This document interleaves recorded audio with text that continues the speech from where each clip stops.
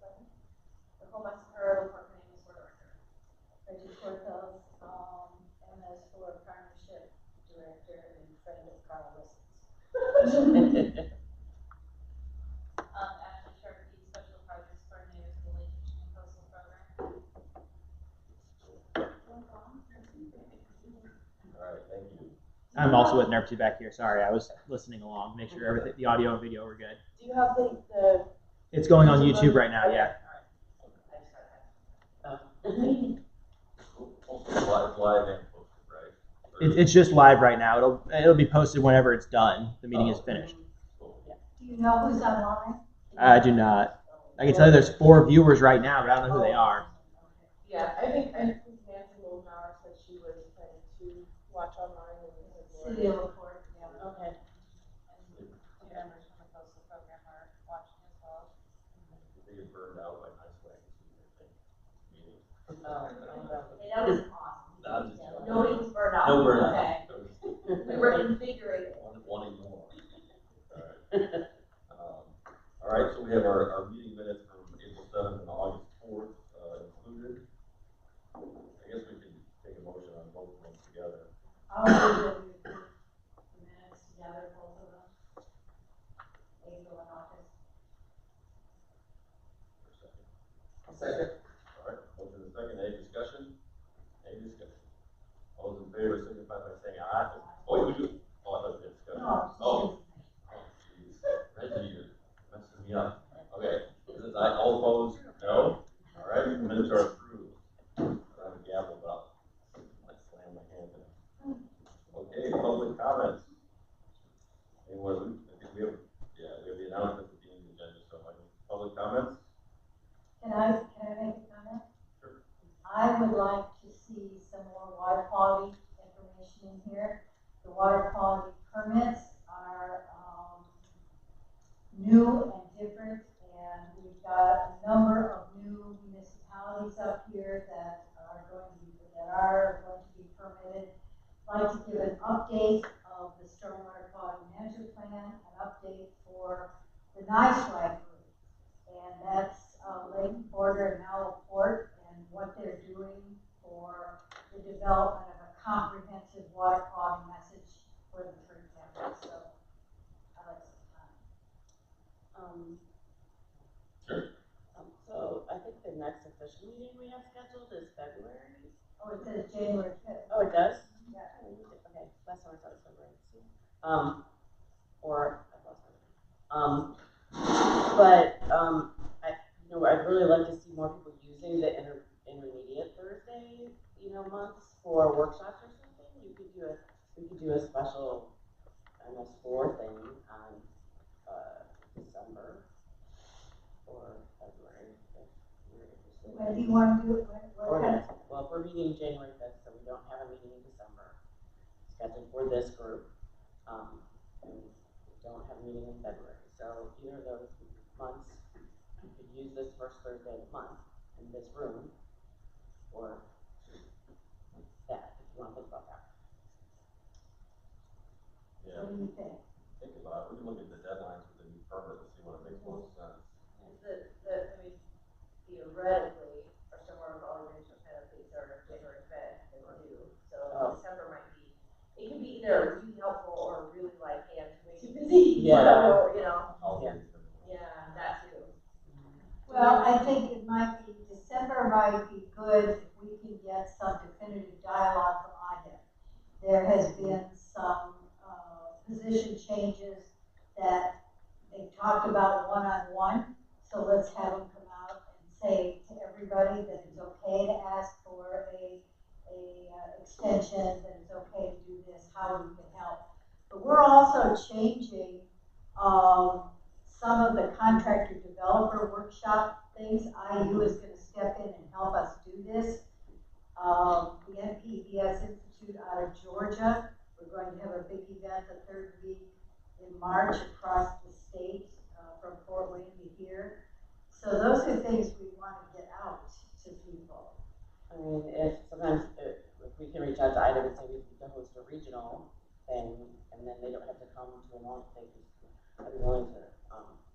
I can talk to Randy about that. I haven't them, to see if they would be able to do it. They lost their, specialist for up here, Drew Gamble, and so they're looking for a new one. I don't think they've hired anybody yet, so introducing the new person would be good. So December or January, or I mean February.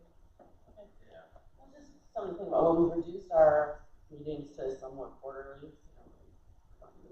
That was my hope, that we could save this first Thursday of the month, like we could use it for other environmental or cooperative activities. That came up yesterday at the 50th anniversary of SPIA, when 2 or 3 of the people that used to come here all the time and support Mark said, how come we don't meet monthly anymore? Said, ask that. Don't we? Because we found the staff were working for the meetings. We have spent so much time preparing the meeting, fixing an agenda, taking the minutes, planning the next meeting, that we were doing nothing else. If we can get into having workshops, here's your meeting. Right. And then having a workshop on say the first Thursday of every month. I'd be more than happy to put those together and say, okay, we're gonna focus on hers, on stormwater, on anything. And then people get it on the calendar, they know that the first Thursday of the month, they're gonna learn, we can bring item in, we could bring, MPBS in, we could do that. That was always the intent. I know Drive Clean has done a couple on the first Thursday, and Coastal sometimes does their grant workshops. I mean, it's just, the point of that too is that emergency wouldn't plan them all. We would help you get the word out, we'd be the spot, because I did want to keep that first Thursday of the month, because some of us have been coming here the first day of the month for 20 years. But we could do that, and then set up a calendar of what we're going to do, every group that wants to do something. Is Lori still doing yours? Okay. This is solid. Yeah, you don't like it with Drive Clean. That's why I got the email from her anymore. Okay, but I mean, you could plan out that yearly agenda, not that we have 12 months, but then at least anybody that wanted to do a workshop would know the first Thursday of the month, get in under the. Typically you start, we send that in December? And with the gaps for available for workshops, available for events or meetings. And then I usually ask people at the meeting, does anyone want to have any? So That's kind of what we've been doing, we just gotta maybe get the word out more. Yeah, you gotta make it consistent to everybody and say, right. But You want everybody's working something- on their own schedule too. Maybe the first Thursday doesn't work for them. So then, they don't get a choice. The first Thursday has been there for the last 25 years. That's it, okay? And you guys can do the first Thursday.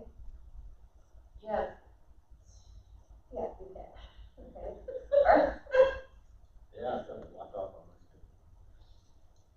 I mean, I still have it on my calendar. And there are times I want to come over here and I don't know it's not happening. So we'll work on this, Carl. All right. Still under public comments. Any other public comments? Those good ones. All right, hearing none, we'll close the public comments. Thank you, Rick. Okay, moving on. Kathy. this is not a presentation, it's a demonstration. I'm not sure that, well, you guys might be interested in this.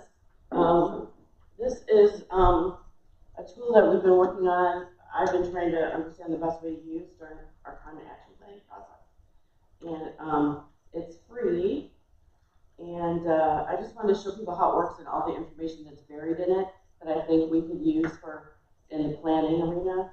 And for carbon management. And so, but I'm not going to play the video. But,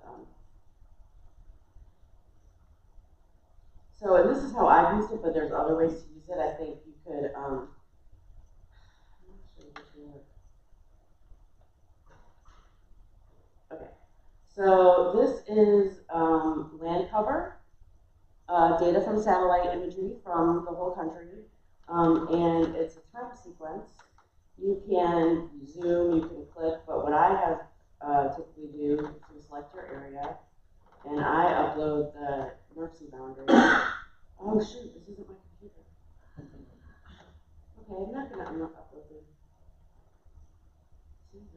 change that, but I don't think it did. So, it's got the land cover over time. And, so I'm gonna select, before because you're hearing my stuff before. Objection, wait, we're gonna strike that from the record. While she's doing that, everyone's familiar with that NERC's working on climate action framework for the region.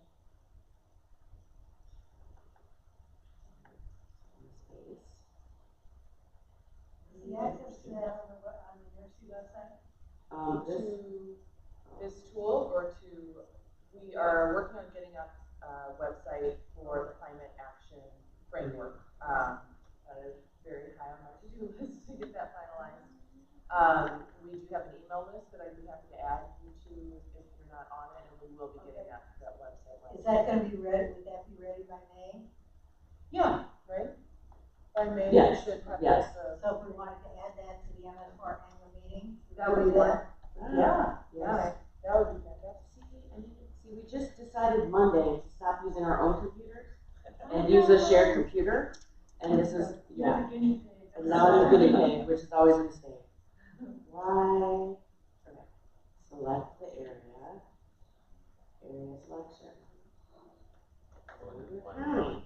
Sometimes it is sensitive if you capitalize or not too. Yep. There you go. Okay. Now I can, so it's got two kind of different data sets. The legend is stupid because it's really hard.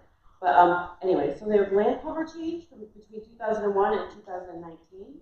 And you can pick a period of time that you want to see how much did the land cover change. And then it's got another thing that's the trees outside of forest. I interpret it as urban forest cover, urban trees. And that has a much shorter, you can't really manipulate the time period on that, but so if you say I want to know how the forest and land cover changed in LaPorte County between 2013 and 2019, and I want to also know about the trees outside of forest, and go next. I think for the 2040 plan, Joe spent like 3 months of his life doing this, and voila, I clicked the button. So even tech jobs can be but it takes a moment.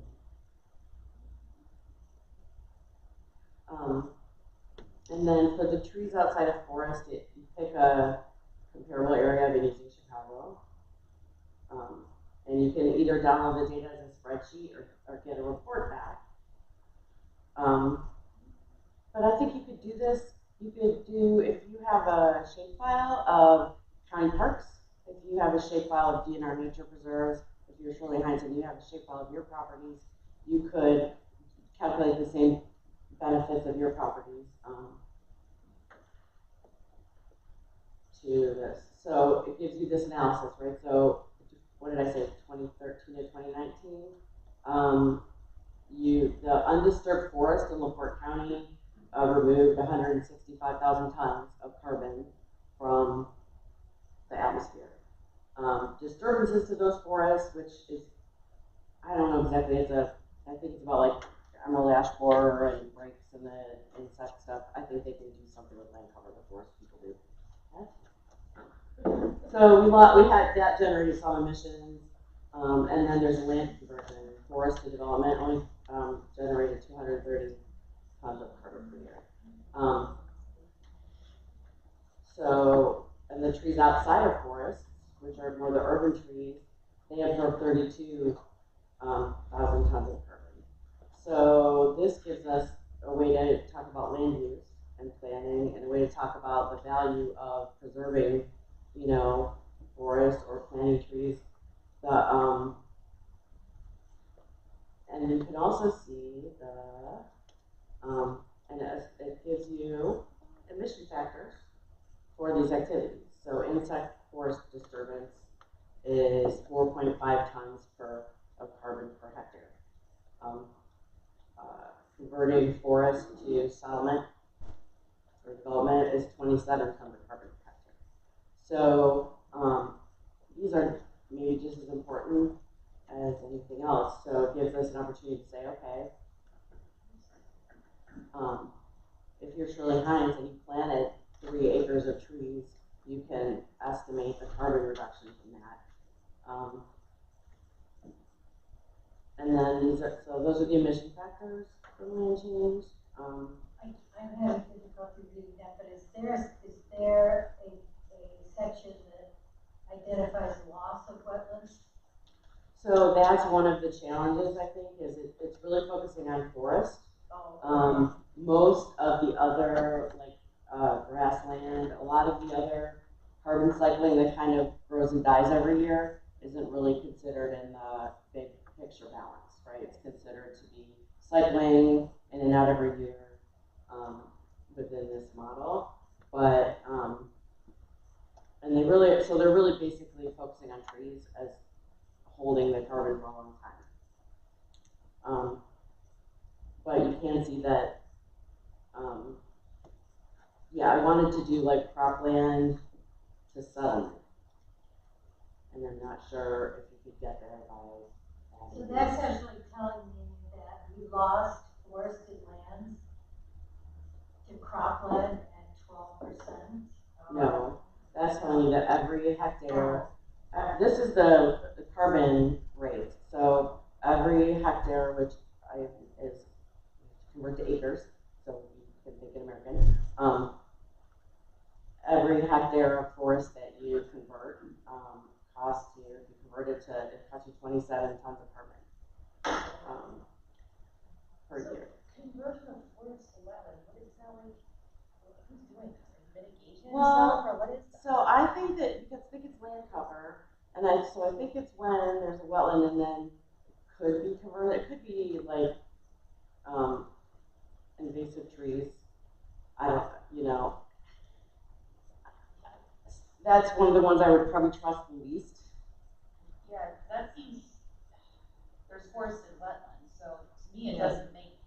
I don't know how I don't know exactly how the satellite imagery. I think the wetland is one of the ones that's trickiest to me in satellite imagery. Yeah. Unless it's open. I think that. How much is that before show forest for wetland? Well, here, and then I just did that already. And I wonder even if, I'm just thinking if you had an area that was formerly a forested wetland, and then there was some hydrologic change or emerald ash water or something, and so the water level went up, filled up the trees, so now it's a unforested wetland or wetland. I'm not sure exactly. Yeah.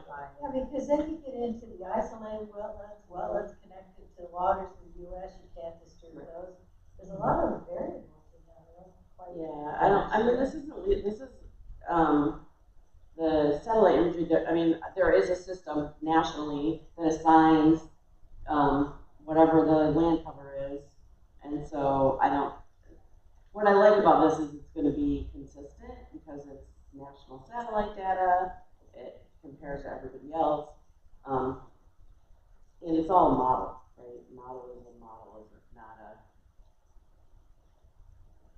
There's several elements of uncertainty, and then it goes through it. It did map the land use change. 20% of LaPorte County's land base is forest, and 2.6% tree canopy. The other one's outside of forest. Do you know what the target is for urban tree canopy? I don't, and I would not venture a guess off the top of my head in front of everyone, but I'm sorry. I just found out sorry. Potawatomi Park has a 92% canopy.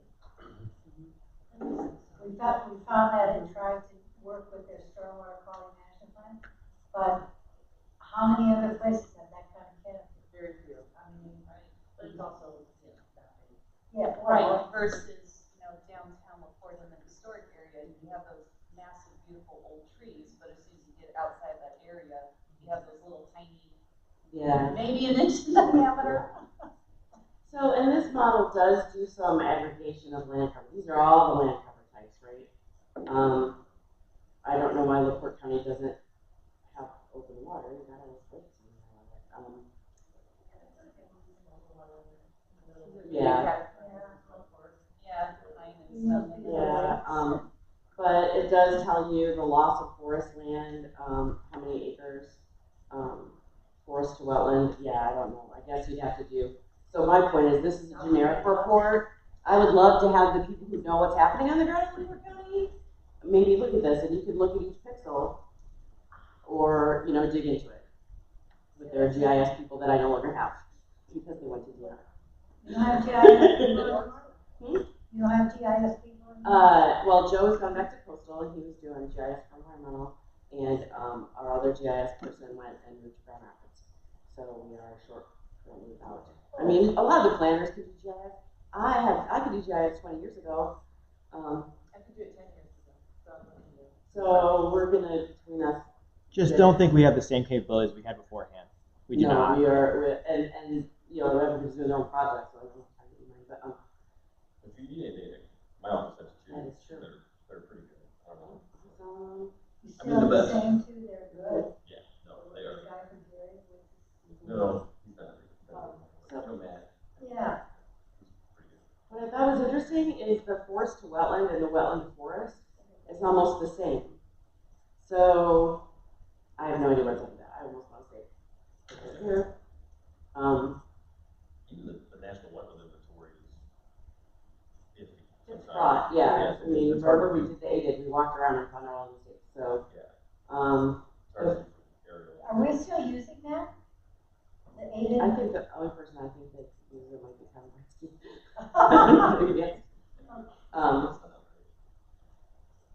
Army Corps wanted us to do another one or something, but they didn't want to. That came out very bad. Between 2013 and 2019, we had 576 hectares, 1,400 acres affected by insect damage. So there's good information buried in here. If you know, take it for what it is, which is a general, very high level view of change.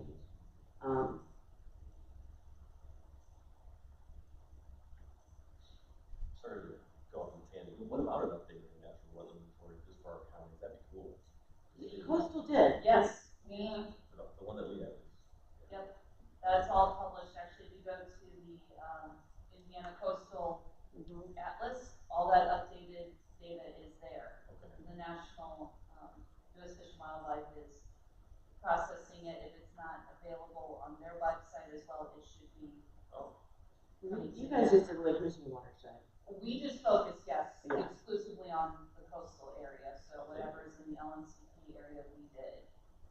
But the use of Fish and Wildlife is updating the rest. Is that kind of Yeah, it? they're doing a national update, but what the rest of the state is doing, I'm not, to contribute to that, I'm not sure. So, Thank you. at least I can contribute to the northern half of Lake County. Yeah. Okay. Well, not only that, all the way across the three counties. Yeah, Yeah. the bill over there just cares about Lake County. That's right. No, not here, I care about all three of them here. That's right. And it also shows you, tree canopy loss in certain, so we lost a lot of tree canopy, to cropland and to settlement. Grassland and wetland, I don't know if that's dying ash trees or, so anyway, and then this would be useful if you use the, export function. You get this spreadsheet which shows you what changed to what in the categories between whatever time period you pick. So that you could use if you, so like for MS4s, you know, if you picked your area, you could, are you getting more development at the cost of water, impervious to pervious? Well, that's exactly right. There's a couple of MS4s now that are being approached by builders. The land is cheap. They can get in here. It's the same issue that goes with the solar energy panels, where these guys are going in. You listen to that presentation in Jasper County, And, you know, it's like we're this golden triangle or something, free land, free visit. But yeah, there are a couple communities out here that are looking at developers that wanna come in and do 200-300 houses. And where does that sit within a watershed here?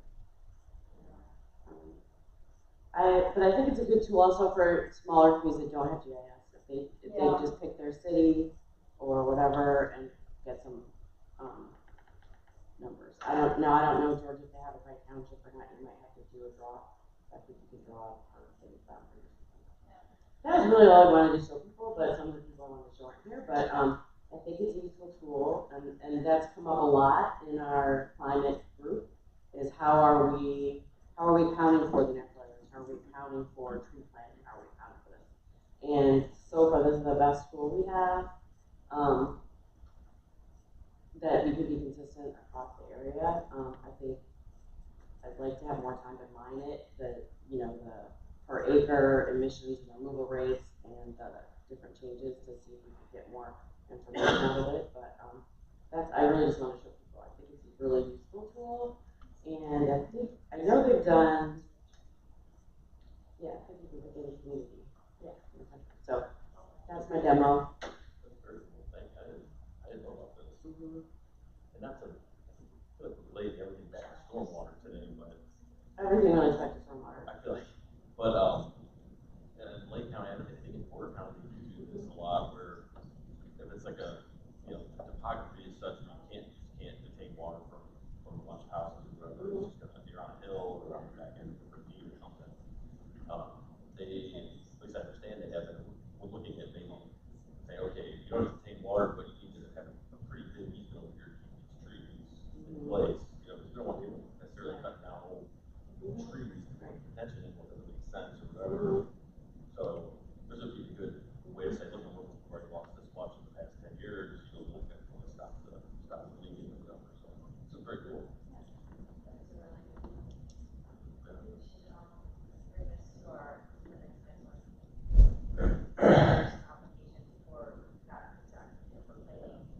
And this one is free. Like a lot of the ICLEI stuff, you have to be an ICLEI member or pay to use, but this Learn tool is free. So that's the other reason why and you can really, what was I trying to figure out? I was looking for those purple pixels. You can zoom in as close as you want to the map. It does layer stuff weird, but that's that.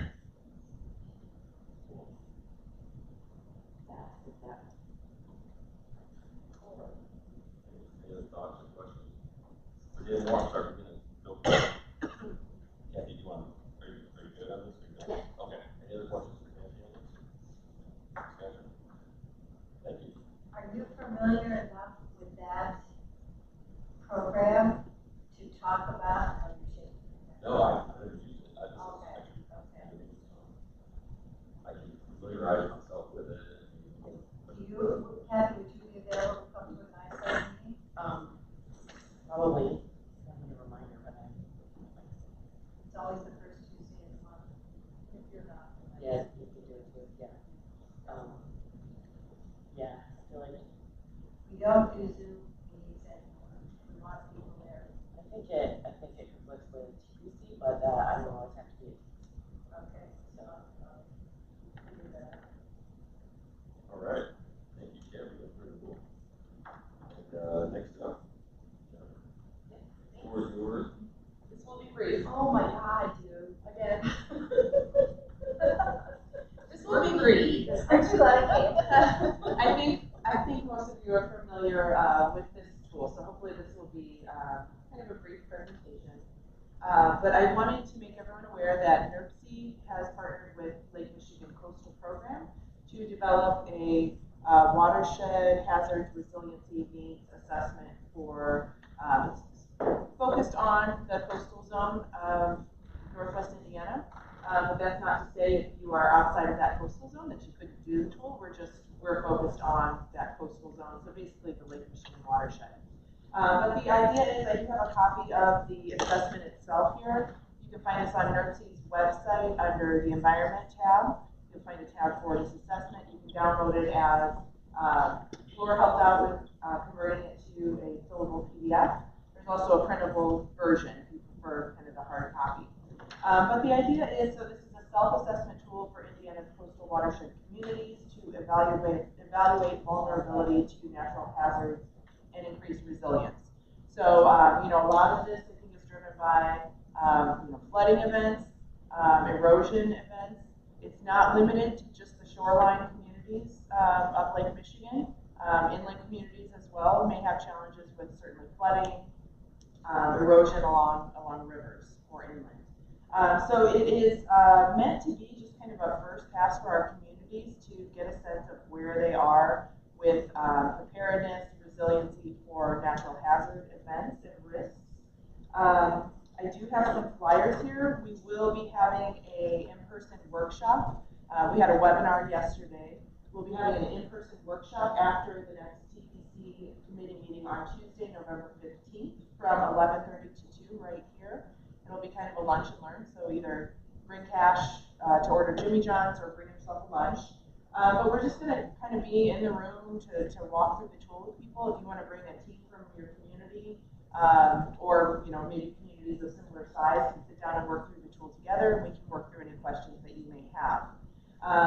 That does lead me to this is not intended to be something that we envision any one individual in a community could sit down and know the answers to all of these questions. So we do have kind of a form at the beginning of who should use the self-assessment. We're envisioning communities forming teams, depending on the nature of your community. We have several suggested people who might be in the room. Certainly your MS4 person, if you have an emergency management or floodplain administrator, engineering department, if you have a harbor in your community or a marina in your community. So kind of assemble a team to work through the assessment. The benefits, and Kevin, you can chime in as much as you want here, because I know you've been involved too. But it really is an important step in a lot of federal programs, funding programs, FEMA programs. If you do not have certain things in place, certain plans adopted, then you are then not eligible for some of those programs. So it really is important to kind of work through this and maybe it jogs your memory of, oh yeah, I have no idea if we've done that. Well, and I think in some cases, the people do the plan, they do the floodplain plan, they do the multi-hazard mitigation plan to get, so okay, they adopted, check the box, but are they incorporating it into their planning and zoning decisions? Are they thinking about it across the, do the other departments even know about it, right? I mean, so there's different steps, right? A, do you know that you have one? Do you know what it is? Do you know what it does? Do you use it for anything? It's a new element in the stormwater quality management permit, that they have to identify flooding issues. Okay, so, again, we've got people that have no clue, and no clue what's going on, and that type of thing. So you look at the communities, well, they're all the communities up here, there are very few that aren't permitted now, as to just giving them the general information and saying, here's what you can do, we can get you started and go from there. But there are a lot of communities that could use that. Yeah. There's a lot of unincorporated areas that need help. The county, we don't, they have a lot of demands on them, so we could use a lot of help. That's a great point, and I will say, so NERC is contracted with Coastal Program to, we help to develop this tool, and now the next stage is for us to conduct listening sessions with different communities to help them just kind of work through the tool. Yes, definitely. I'll definitely make note of that and follow up with you, because that's the idea, is that we're here to help. We know that this will take some time and some thinking, so we're here to help you work through it. And hopefully, so I cornered Nicole the other day and just told her, hey, you need to do this. And as we were working through it, I think it wasn't quite as daunting, and we saw some of that information. But it is not just intended to be for the municipalities, the counties as well. And certainly, if there are townships. Will Creek coming through, and we have the general meeting the Porter County's going to hold. Okay. November the 15th, this year, everything is remote. Okay. Yeah. And that's at 5:30 at the Expo Center. Okay. And they'll have a flyover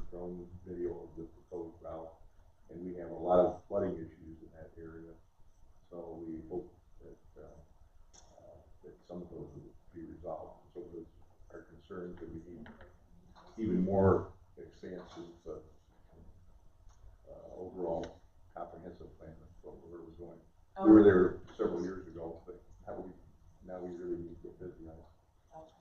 I think that, and the intent is that by using the needs assessment first, so in my head, I'm thinking there's gonna be big communities that have multiple departments, or the counties might be like this, and people are doing this over here, and these people over here don't even know about it, and then I think there's gonna be small communities that don't even have this, or staff turnover has been big in some places. So I have a question about that. One, easy question. When did you say the, like, getting together in the room together? Yeah.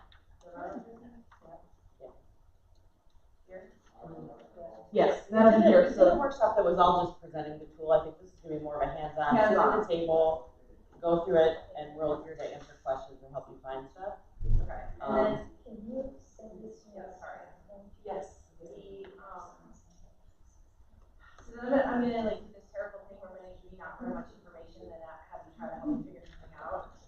So yesterday at the commissioners meeting, county commissioners meeting, our emergency management dude, I don't really know his title, but his name is Larry Butcher.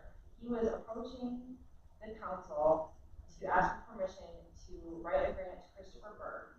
And he kept talking about this like emergency management plan and how ours had expired, and then like my brain was starting to click because you had told me ours had expired, like the FEMA plan thing. And so then I'm wondering, as I'm like listening to this dude talk, do I need to be connecting this with Larry? I would say yes. It seems related. And I but- did, in speaking with Lori yesterday, she did say that the county was in the process of updating the plan. So that earlier this year they had, so it might just be a lag time where it's not officially approved. But it does sound that it's at least underway. But yes, I would definitely, that's a lot of the point of this is to connect those people together so that everyone knows what's going on. Laura Larson will do that? Yeah.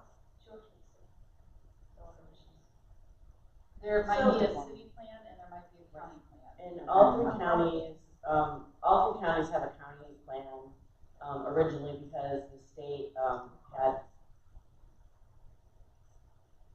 what is the name?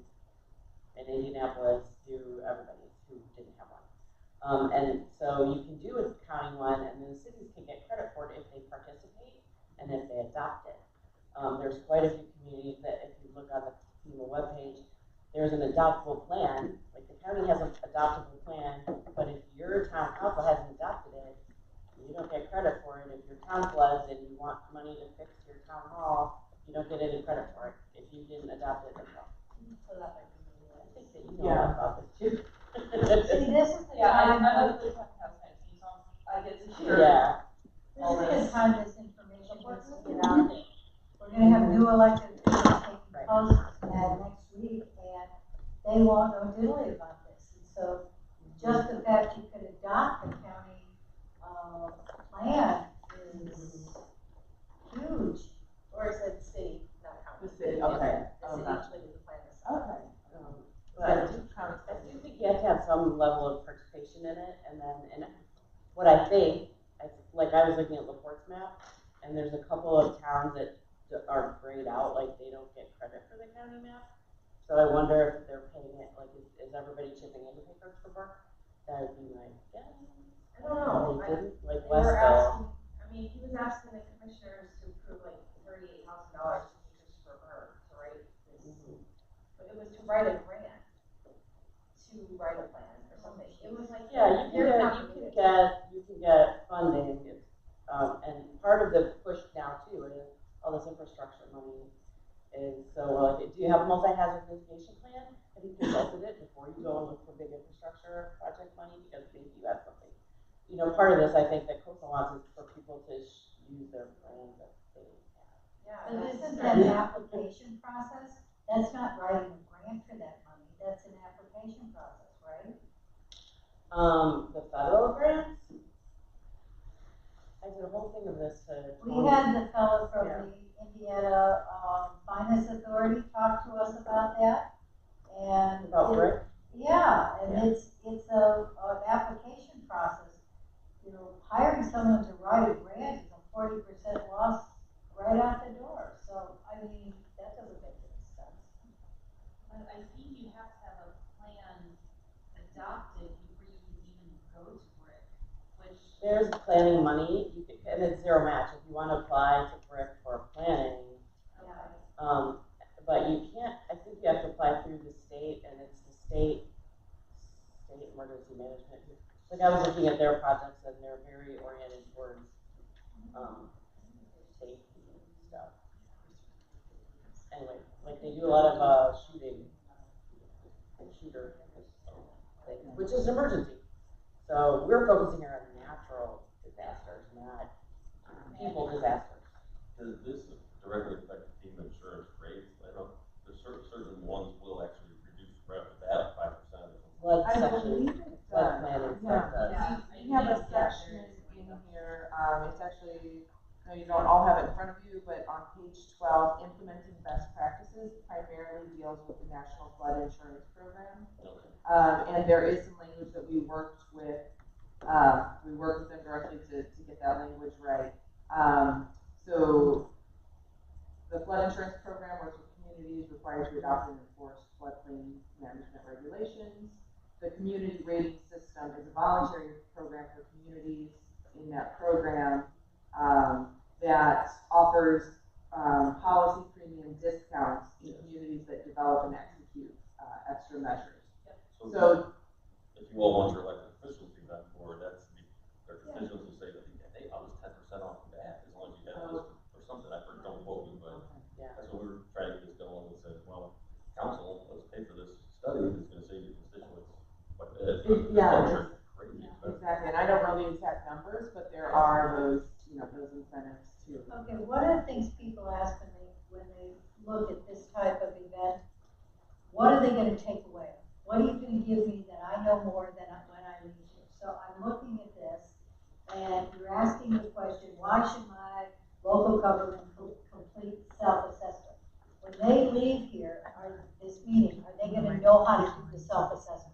Or they'll have it partly done, or they'll know which That's one. the intention, we've been trying to get the word out through, we did a webinar yesterday, just announcing it to, our hope is that communities will, as we're doing one-on-one direct outreach to communities at this point, trying to get them to, assemble your team and at least look through this and be familiar with what it is so that you can come to the meeting with your questions.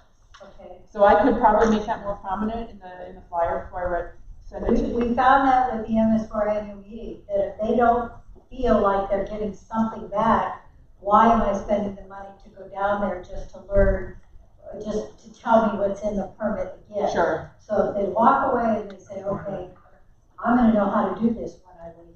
Yeah. My team may know how to do this. That is definitely the intention. I'll make it more prominent in the flyer. That's definitely the intention. We're hoping that people will review it beforehand, just from our one-on-one outreach that we've done. I think that's the best use of people's time if they have reviewed it. And, I think the ideal would be if you have a core team of maybe 3 people who are going to take the lead on this, or, maybe your engineer, your MS4 person, and your emergency manager, if they could all come, sit down and use this time that if they've already kind of worked through and know what their questions are, then we'll be on hand. We'll have coastal program staff and nursery staff available to, kind of point people in the right direction. So for coastal, this is the start of a 4 or 5 year process of adding more, adding capacity to help people with this stuff. Mm-hmm. But I think that one of the big advantages for communities to know where they're at with all this stuff is grant readiness, right? It's like why we, and you're paying attention, because you did all these plans, and you spent all this time on these plans, and they helped, you already went through a lot of needs assessment and stuff, and so you could pull them out to, to me, it's about grant readiness. To know what plans you have and where they are, and then, and hopefully, the mitigation ones you have to mitigate it, so you have less problems. But that is way out there. So the list of what communities have and what you don't, who doesn't? That's what we're generating, no. Oh. um, So that, like at the full commission meeting, during my report or do a special presentation, folks can know, hey, you don't have this, we can either save your people money or make it more fair or whatever. Sure. Yeah, and so the intent of this is kind of twofold. One is to help communities evaluate for themselves where they are and where they need to be and what might be missing. It's also intended to help coastal program, as Kathy said, to tailor, what training opportunities they need to offer, what technical assistance they should offer to communities. I do want to point out that this is not, so we will be compiling a summary report after we meet with the communities and hopefully get in the self-assessments completed from the communities. But the report, anything we share out, we want to be very careful to show that we're not ranking communities against each other. We don't want to put anyone on the spot and say, well, hey, this town didn't have their stuff together and this one did. So it will be kind of generalized in the reports that we make of just kind of the state of the region. So you're going to go outside of the coastal program area? We are not contracted to go outside of the coastal program area for our contract with coastal program. That is not to say, though, that this tool couldn't be useful for communities outside. We could help any of the communities use it. And you should make that clear. Okay. That is for them, but it certainly will help anybody else. And we at NERC now will have the capacity. We're learning a lot. I learned a lot about multi-hazard mitigation plans. I've forgotten it because I slept since then, but I've learned it now twice, so I can do it. So that we can help the other communities that aren't in. And the example of counties, for example, obviously for the counties, could be half in, half out. You don't answer the questions for your past. Yeah. Thank you. Any other questions? I'll be reaching out to most of you probably, hounding you to. All right. Thank you very much. Now we have, I think it's in the printed package. It's not in the print, but we sent out the links and they're on our website. We do have a NOFA out for transportation funds right now. They're due November 18th, applications for funding. And we do have several applications that EMPC is responsible for evaluating if they come in. Oh no, you have to open folder. Okay, I'm going to start with air quality because whatever one that you had open on the desktop floor, I've messed up.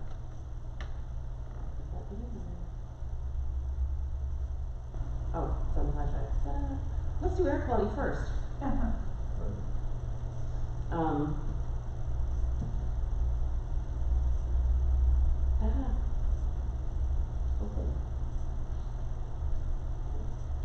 Probably overclicking.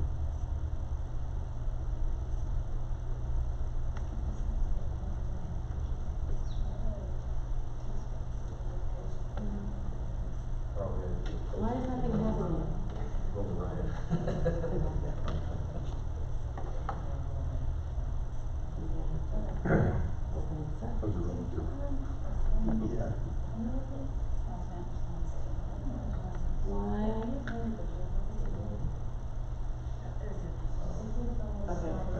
Slow. Okay, so these big workbook packets are NERC2's grant application forms, and this is the air quality one. The first 5 pages are the same for all of them, so a little bit about a couple things that I have recently realized that not everybody looking at from the environmental side knows is from this funding, we allocate it, but the grants are really managed through INDOT, who requires you to have an employee responsible charge. So that's probably your engineer, might be your planner. So, but what's the best way to do this? They're due November 18th. I know. Okay, and as you fill it out, you put information in a blue box, and then it calculates stuff in the yellow box. In the end, the score, you get to self-evaluate what you think you score.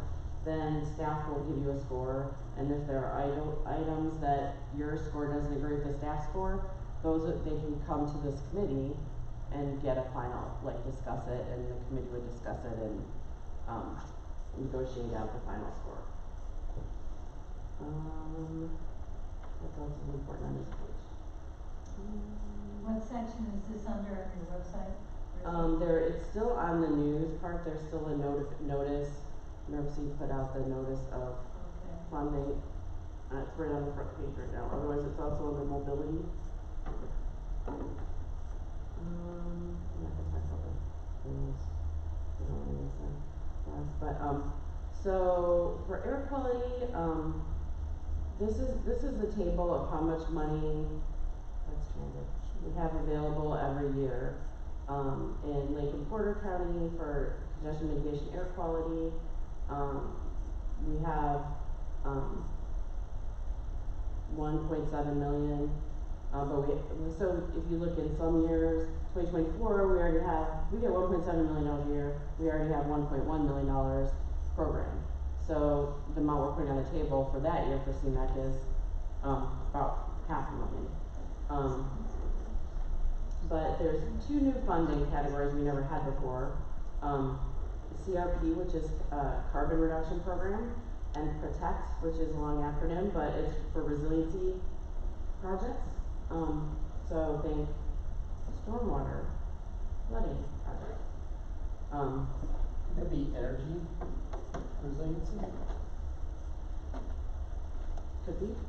I think it could be.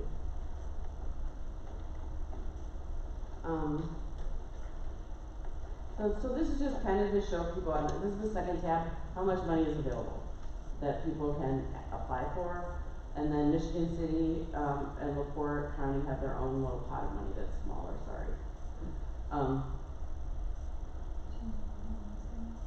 Because they're a small statistical area or something. So here's the different, we went through all the federal funding and made a list of anything that might be eligible for funding anywhere. And then we went out to the public in the 2050 plan and got, and prioritized them based on public input. So tier 1 projects are our first priority for funding. Tier 2 projects are second priority for funding. And then, so if there's multiple applications, we should fund, the plan is that we fund all the tier 1 projects and then we fund tier 2 projects. But they also have to be good projects and score well, so. Can you scoot it over so I can see the columns on the left? Or is it just? I could try. Like maybe you just zoom out a little bit, I think it zoomed in for Reggie last time. Can't see the. I know, like, where's the right bar? What if you viewed it down to less? No, wrong. There we go. Okay. So, so for air quality, the types of projects, alternative fuel infrastructure, vehicle emission reduction, either new vehicles or modification of vehicles. I think, and dry clean Indiana can help you with those. Let's see, advanced truck stop electrification, we have not had been successful for that. And air quality education. That's our main air quality projects, but I wanted to, the new sections are in here too. Oh, this is one I did not realize we had. We have, a planning grant, and this is one we haven't not really done scoring criteria for in the past, and, but it's just the type of project is regional environmental protection plans. Planning funds to address environmental protection and transportation linkages. I think that, I'm gonna talk about the other kind of construction projects that are eligible, and maybe this would be a good place if somebody wanted to plan to do that. Plan to do a deer crossing or a wildlife crossing, or plan to do, a road flooding inventory, or road flooding plan. So the plan needs to be for a specific project, so I have a, is it too early for me to just start throwing questions? No, please do. You sure? Otherwise I'm just talking. Okay, so on the way here, I got a text from the, city of LaPorte Parks superintendent to ask about certain things that might be fundable. One of them is, he says a transportation plan portion of a comprehensive plan. Yeah. That's fundable. And then, he has some, like, road extensions that he wants to do that will, make some of our parks more accessible and connected. So we have a lot of these little kind of very urban, like almost neighborhood parks, Yeah. pocket, they're not the bigger than pocket parks, but they're kind of landlocked in little neighborhoods, and there's a bunch of roads, for whatever reason, that were never like fully extended through these neighborhoods, Yeah. so they're hard to actually get to these parks, so there's like kids that can't really, it's hard for them to get there. Is that something? I think that could be a planning, I think you could apply for planning, let's see what the planning categories. And most of the planning projects go through the land use committee. It's just, we have the environmental ones, but, transportation planning in general, funds to conduct transportation planning across all modes. If you want to do a plan of where you want to do that, or why you should do it, or figure out how much it would cost, it's preliminary planning. Data collection, software, equipment to develop, performance-based measures, and safety data. But not necessarily the actual project. So I think you could get it, so, and we have different categories too, but part of the thing is the roads have to be a collector level or higher for federal funds.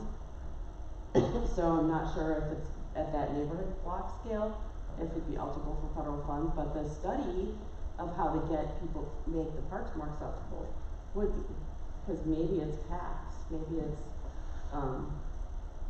taking the dead end street and extending a nice sidewalk or something. Yeah.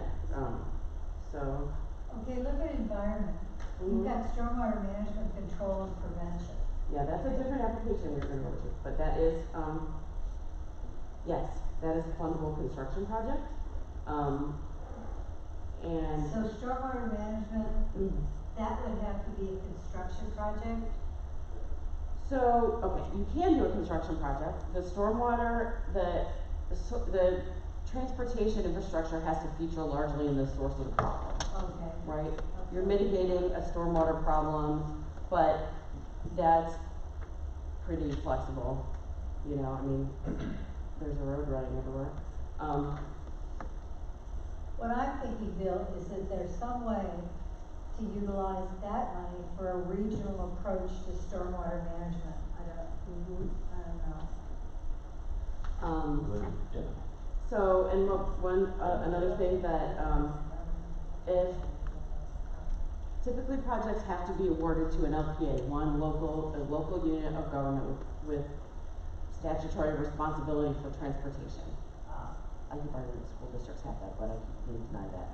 Okay, what about the one at the top? So, but first I was gonna pause a minute and say that there are ways, like, if you wanna do a combined project, one unit of government has to apply Okay. on behalf of all of them, and then on the back end, you make all your MOUs to make sure everybody Yes. pays the match. But, that's how we've been doing, I don't know if you guys remember when I first came here, we were trying to do bike racks, and we wanted to do a bunch of bike racks in one project, and they made us do a separate project for every stinking $200 bike rack Yeah. to every government agency.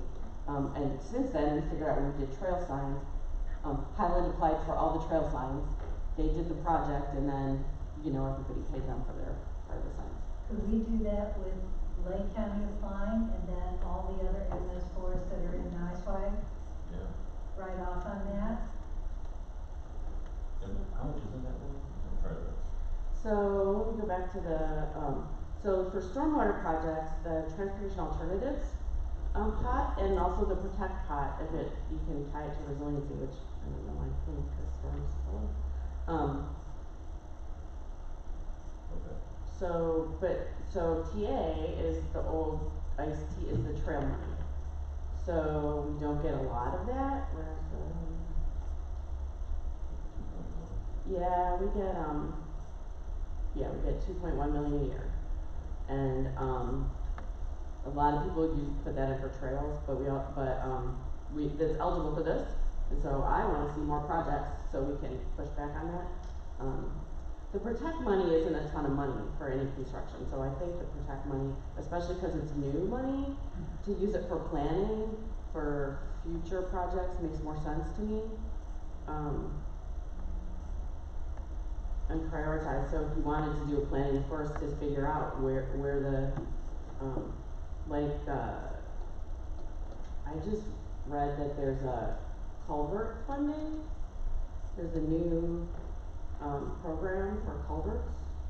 I just saw this online yesterday. I have this is my favorite one, I don't know.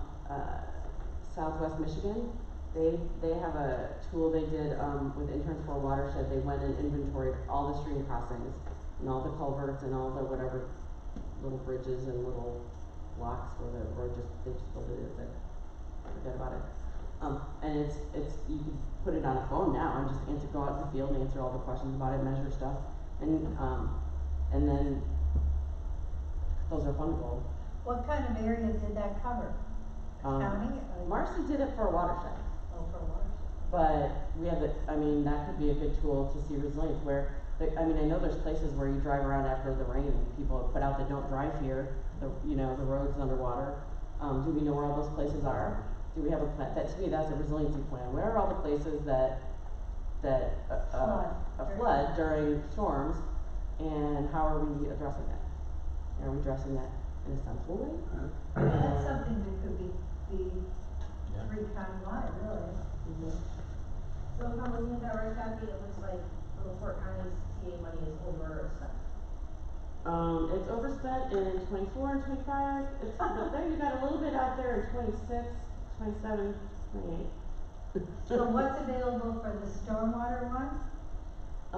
And we're gonna program people, that's out of TA. Transportation alternatives. So that's the stormwater project, but Protect is new, so there's nothing programmed in Protect.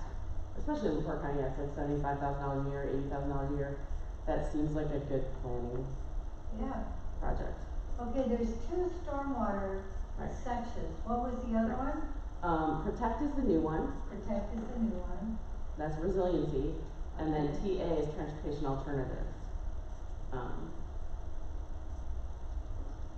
That's spent. And then there's two air ones. The traditional CMAQ air quality is about your NOx and particulates, and then the carbon reduction program is about carbon. Is that something, Carl, the Partners for Clean Air uses, or what? Yes. Okay. Yes.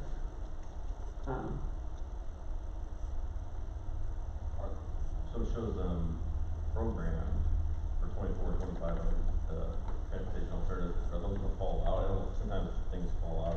Well, mostly these are gonna be projects that we're probably trying to get done in a previous year and they didn't get done, so they got moved back, right? Yeah, a lot of cost extensions, that's been the problem. Yeah, with A lot of inflation. projects, Yeah, that's. Yeah, asphalt and stuff is a lot more expensive and so a lot of projects, and they need more money, which means other projects can't get funded, so, And Buy America's been a big concern across the United States on a lot of these projects. yeah. That's caused all kinds of. Kind of delays a lot, and transit, I know, is a problem for the EV infrastructure too. Mm-hmm. Clover gave up a project so that, they could fund theirs and also want to have Oh. the Mm-hmm. resource oversight in that. Yeah, so, you get allocated an amount of money, then it goes out to letting, and if your project comes back more expensive, we have kind of a policy that projects will be kept whole up to a point. So then that just means that we have to pull the money from other people's projects and give them next year. So we tend to have, in my opinion, an expensive IOU system, which is why you come into a year and you've already allocated most of the money. But it takes 10 years, it takes a long time to get a project done, so you need to have that lead time, I guess. But our part of this is really, other projects, vegetation management and right-of-ways. We've been talking about ways to use that for your urban and street trees. That would definitely count in that if you need to, remove dead trees to put in new trees, if you need to have a lot of invasives in the right of way, or you wanna have native plantings. We have wildlife mortality reduction, Joe was doing something about that. I've never heard of anybody wanting to do archaeology projects. But could that be for cemeteries? Archaeology projects? I do not know. This is intended to mitigate, only if you're gonna put a road through the cemetery. Are you gonna put a road through the cemetery? That one's going right by it. Oh, where Willow Creek's gonna go by the Yeah. cemetery? Yeah, so- What I'm going to assume Pretty is Civil that War cemetery. They'll have to for mitigate like that. section 106 stuff, Yeah. like if you're going Yeah. to be going through an area and Yeah, you know you have to do an archaeological survey to meet the conditions of section 106. you could do it ahead, yeah, Yeah, you could do it ahead. cemeteries are a whole other beast. I know. I would think if they're impacting the cemetery, they just have to build that into the project and do it as part of the project, it's not extra. I'm pretty sure they have. It's required, yeah. But, it's a concern. So here's this is the air quality application, this is the scoring we had before. And so, right, you describe so the type of projects that would fall under this are alternative infrastructure, emission reduction, new or modified vehicles, air quality education, advanced truck stop electrification. And, what we were thinking is use the same application for the carbon reduction. So I don't know if we're missing a project type. We talked a lot about trees, that they count for the carbon reduction, street trees, we're not. Street lights. Street lights, yeah, that is another. Are you still doing a comprehensive air quality outreach, like it all is up to cleaner air, what do you, are you Yeah, there's doing some that? plans for cleaning, yes. Okay, Yep, You'll hear about everything that we're working on. yeah. Okay, so that's a good idea to put in. Is it in another category? I'll double check. I can put comments in. I think the key to this is making sure Yeah, you stay up to date with submittal times and that type of thing, because it can get daunting. I remember how bad CMAQ used to be, get it in on time and.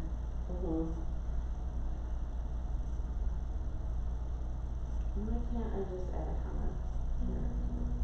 But I think there's some things here that we don't take advantage of from an eyesight point of view that we could. We didn't talk about street lighting, I'm just not sure where it ended up, in which I know, application. yeah, I know NERC's, Yeah. NIPSCO has done all of their streetlights, but not all the communities have upgraded all of their streetlights. That'd be a huge carbon reduction, so, yeah. I need to check with Charles if we put it under another category, or if we should put it under environment. How did that go to me?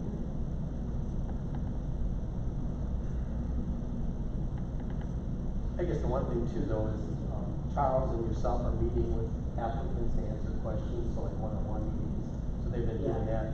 And I think you're taking reservations until like the week before. Yeah, Charles will meet with you, we can meet with you, if you have a project, we can figure out. I mean, I think, What's the deadline date? I think for the project, so the week before that is, whatever the week before. Next week? November 11th? Next Wednesday. would be next Veterans Day, Friday. which is closed, so the That's 10th. Veterans Day. The 10th. Yeah. So then, Oh, that's next week. Oh. But again, I think, and excuse me for saying this, Kathy, I mean, I think if it's a good project, you're gonna help envelop and develop Yeah. the application. So I mean, I think that's something to be aware of, as long as you get your application in and it needs further evaluation, explanation. I'm just, So here's, the way we scoring them before, here's the questions. And there's also maps you can click through to get population maps, environmental justice maps, and, facilities maps, I think. So you put in how much does your project cost? A lot of this stuff is only construction. If you're doing a vehicle or you're doing a planning, you don't have to answer a lot of these questions. You don't need NEPA review for plan, or, you don't need to apply right away. But if you do need to, if you think you're gonna build new stormwater infrastructure, you may need to acquire right away, or you may need to, so that then you answer these questions. That's a lot about the timing, effort of when to put your project in, unless we wanna put you further out, if we know you have to do right away. or give you a different funding category that has more money over time. So the scoring questions are, what is the potential of the vehicle to enhance access and connections for people, or the alternative fuel truck infrastructure to close an access gap, or the percent of the education project focused on access and connections to low emission transportation, like are we helping people get on their bikes or helping people get on there? So that's very complicated. So this is really the thing where, what I guess what I want to see is that the idea, we're trying to connect to our critical paths. We want to connect people to places and things like that and close gaps. So but the projects are different. So if it's a vehicle, how is it going to connect? Is it a infrastructure? How's it going to improve connections? That's really the point of this one.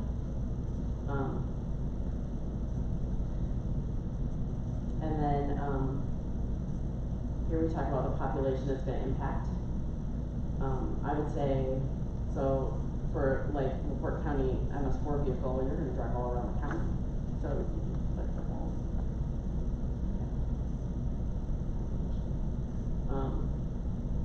We will now not get exposed to vehicle emissions if you get an electric car. Now this one, EPA has some pretty good calculators now that you can determine what the emission reduction are from the vehicles. We don't give you that in our spreadsheet. You go there, you click it, and then you get points depending on the cost, how much the benefit of the air quality reduction is. Wait, yeah, and tons, and here's more air quality reduction.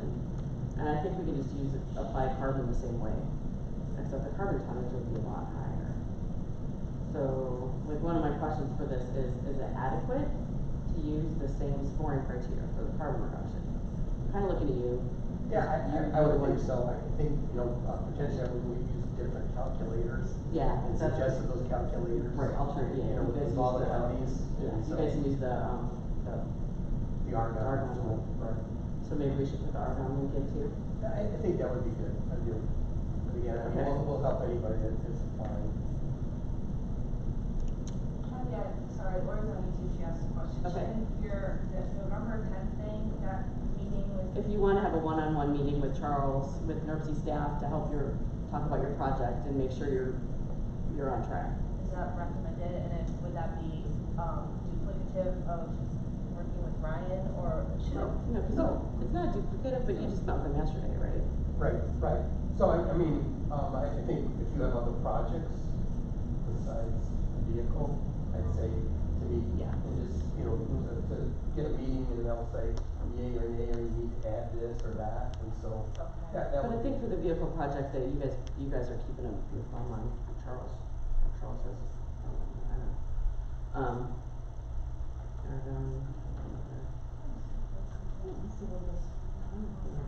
must be because it's.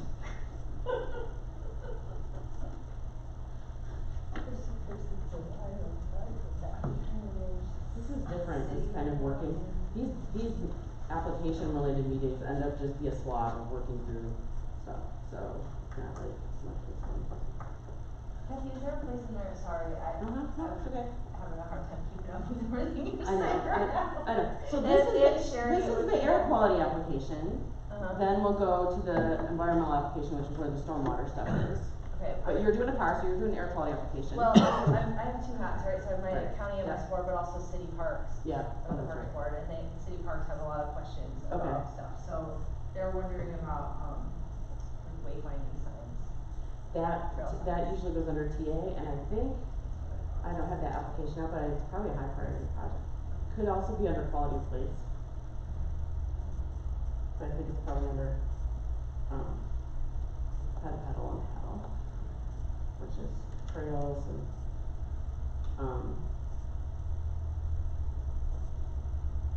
that, I think that's a high priority project. So you think we could just, if we provide the alternate categories,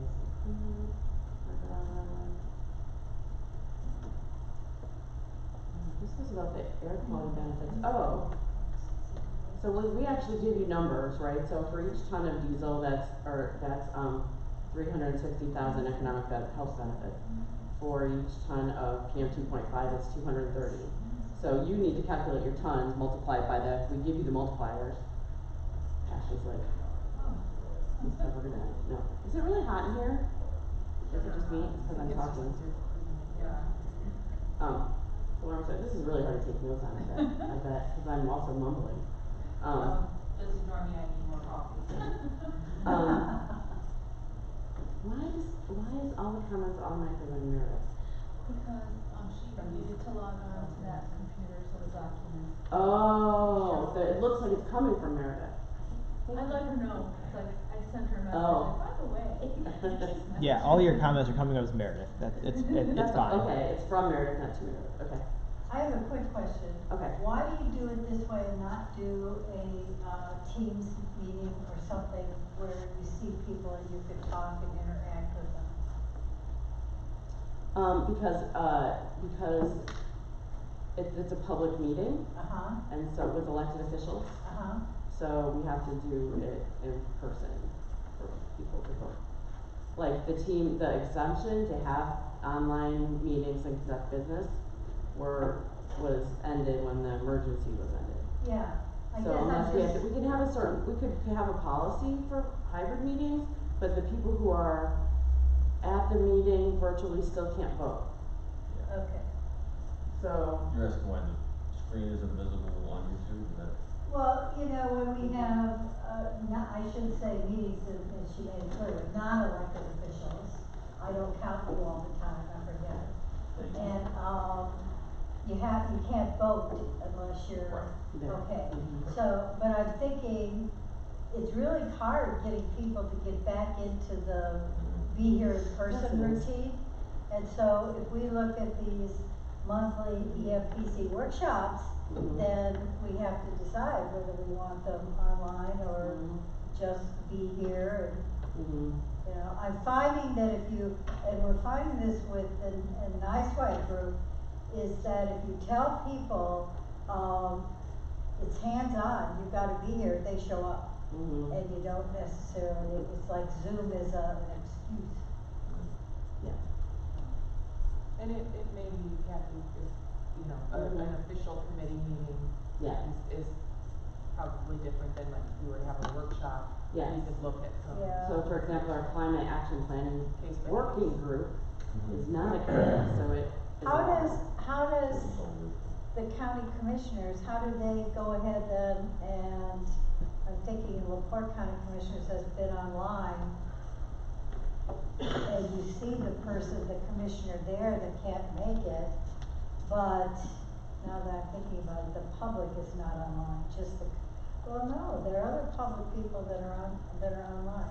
Have you ever had anything where you could vote online? No, but not anymore. We Used did, to, we used to no, do both. Yeah, but we still have public comment online, so Okay. if the public wants to attend, they can communicate, but.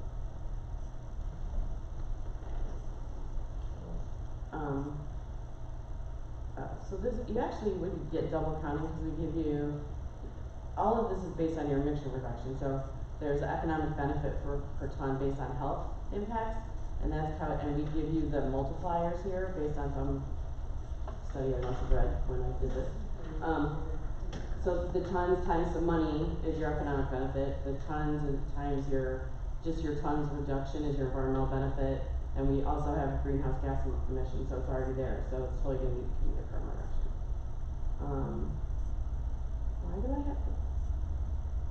Oh, okay, so Q6, the question 6 is how much, greenhouse gas emission reduction total, and, question 7 is how, the cost per ton, like how effective is it? Are you costing $1 million per ton, or $1,000 per ton? Because, the effective one would be better. Let's score higher.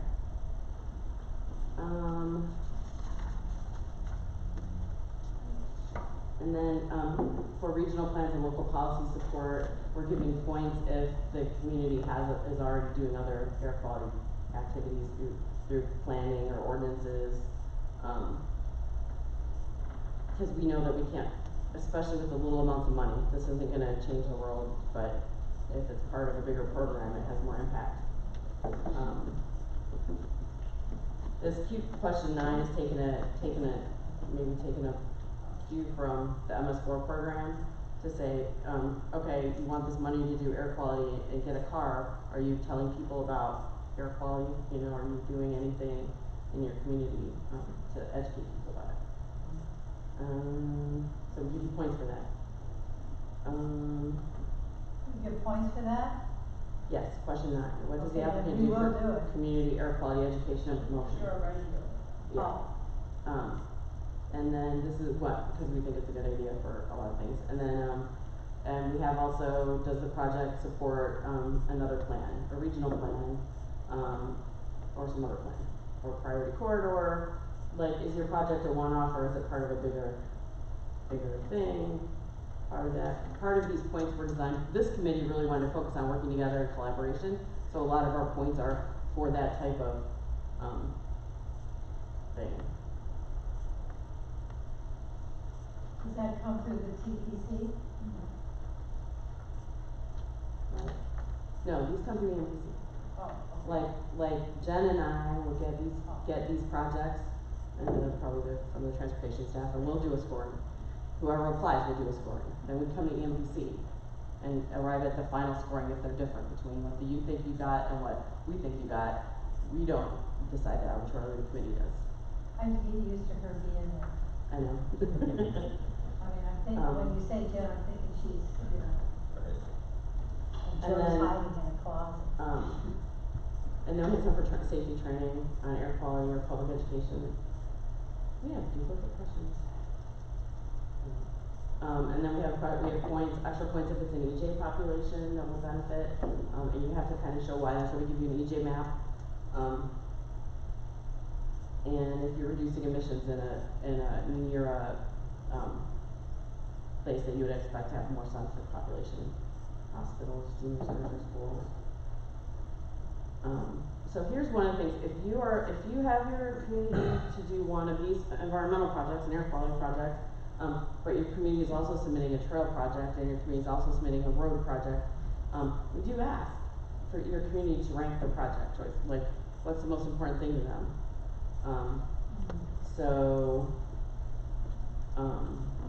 Just be aware that, and that's one of the other reasons, I mean, you have to have an ERC, and your ERC is probably the person that's gonna have to decide that. Although, I guess it depends on your. Is that because you don't award 3 different awards, or you're gonna pick? No, we can still award 3 different awards, but I think if we don't have enough money, we might make some nips and tucks based on, if we have to reduce something, we'd rather reduce your least favorite project than your most favorite project. Because we do work for you. So basically, and I'm looking a lot at Carl, because do you think any of these scorings need changing? No, I don't. I think one of the opportunities with this exercise is that with all the federal money that's coming out, Yeah. the projects that potentially don't score well under CMAQ could potentially be other applications Yeah. collectively as NERC with 3 counties. Yeah. So that's the way I would look at this. This is just to get, Right. if it's not awarded, you know, I think there's gonna be tremendous opportunities for us to work together on all that. Okay. I mean, this scoring criteria was heavily based on the critical paths and the whole, working together and things like that. So that's the air quality one. If anybody has questions, I'm sure people have questions. But if you read through, we tried to provide the calculators or links to anywhere you would have to calculate something, emissions reduction, and we provide the maps for environmental justice. I just have one question for you, Ken, on any of our projects. Is there any clause for like Buy Indiana or Buy Northwest Indiana in any of these opportunities? No, I don't think we can with federal No? funds. Okay. Because I think I'm seeing that to be a big issue, so. Yeah, I know that it's an issue in some communities, but we can't do that with federal funds. That's the air quality application.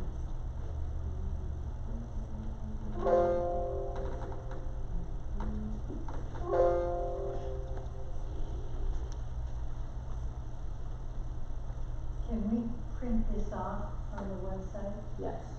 So I can. I just don't know what it looks like in a printable form. It's better if you do it on like the 11 by 17. I I believe. have that, Okay. okay. Okay. But you get points deducted for wasting paper. Oh, okay. No. I'm just kidding. I'll do it at Bill's office then. Sure. We'll take it. Okay. Okay, now we're gonna go to the environmental one, which is where all the water stuff is. I can be patient on that real quick. Is this printed out on your, do you have that printed out on your, On the table back there? yeah, No. or on the spinner? I thought there was No, I don't think okay. so.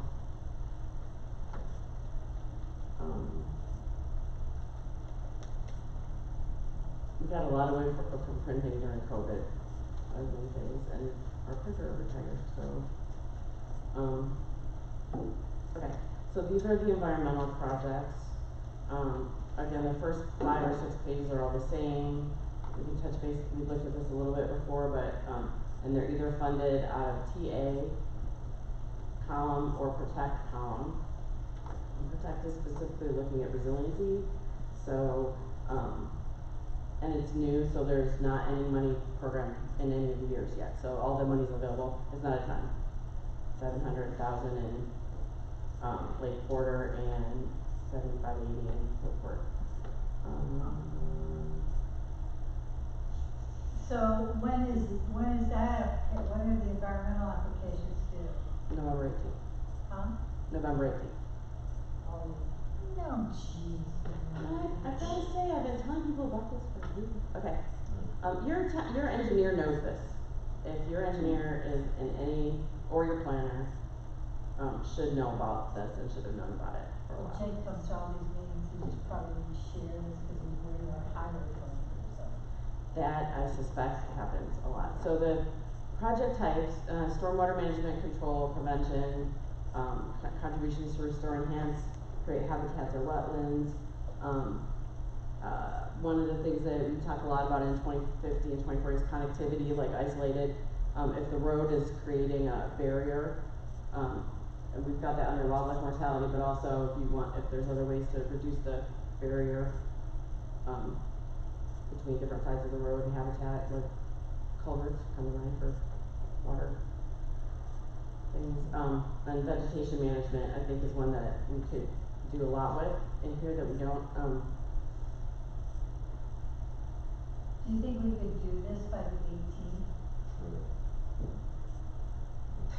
You want an application for whatever money we can get our hands on. We go through Lake County, and you're already too busy, so we're gonna go through Lake County and then include everybody else into something. We're gonna, So, Yeah, it'd be more of a planning type. yeah, that would be more of a planning, and the planning would have to come under protect, I think. I think the TA, that's what you said, yeah. we're just, I think we want people to just apply for the projects and then leave staff to put it in the block that it fits or where we have money. I Okay. think that's the concept that we're doing on the money side, but that's just to give you an idea, but, After being at all these meetings, I would just say if you have any questions, immediately go to Charles, because that would be the easiest way and quickest way and best way to get through them, because the rest of us we know a lot about it, but we don't know everything. Charles is the Right. one you need to go through. Who is Charles and what is Charles's last name and? Charles Bradsky, and Charles what?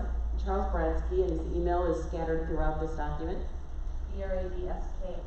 Why? Is he related to, it's Bretsky? Bradsky is not related to Wade Not Westbrook, related no. to Kevin, okay, thank Or, you. no. Don't really. I do not believe that is any way, no.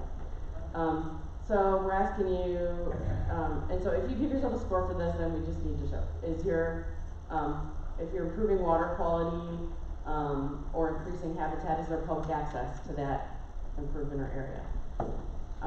Is there an economic benefit, either like you're saving costs or generating economic value, like access to a park might be, I don't know how you do economic value on that, but, I don't care how you do that, just if it's something you can kind of justify and it's believable. Well, the people you have to convince are the other people in the room, in this room, right? If you say, this is worth 10 points, and I say, I have no idea what you're talking about, then people in this room will be the ones that decide whether your reasoning is sound. So, If we have to convince the people in this room, that's kind of a small job. well, it just depends who shows up. There's only a few of us here. Depends who shows up that day. Access. I think we put in, Jen and I were talking this through, I can't remember why we specified receiving water for recreational use, except that, it's not intended for private water that nobody has access to, right? We don't wanna, not that we don't care, but if we're gonna spend money to do something to improve water quality, it should be something that people have access to. Should be something what? It should be some water that people have access to. Not like private lake or. Not a private lake. Oh, Like, we said recreational use, and Jen was like, why did we say that? Cause that's a specific category, and I think it was more about, there's some water that we don't necessarily want people to have public access to, so that's trying to make that distinction. well, it's in there because the Clean Water Act says. Yeah, all water. recreational, yeah. Economic growth, a reduction in stormwater runoff from transportation infrastructure, or develop habitat and forage for monarch butterflies and other native pollinators. And the rights of way, I was trying to get the plans for the stormwater, cause the project, it's hard to score those projects against each other. Is it a legacy project? That doesn't even make sense, why is that? I guess if it's already started and you want to keep going on it. You support natural resource related plans and policies, like is it in the Marquette plan, is it in the coastal plan, is it in the, some species, plan? Then you would get, or a local park plan, or a local flood plan. Are you a tree city? So you get points for trees. So, question 5 is about local plans, question 6 is about regional plans.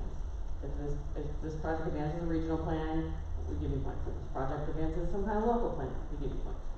The more, if you have if it advances 6 different kinds of local plans, you can get 12 points. This is encouraging cities to have environmental plans instead of not. Because I don't know anybody's gonna create a plan for 2 points, but okay, I think. Do you have a list of the cities in Lakeport and LaPorte counties that are tree cities?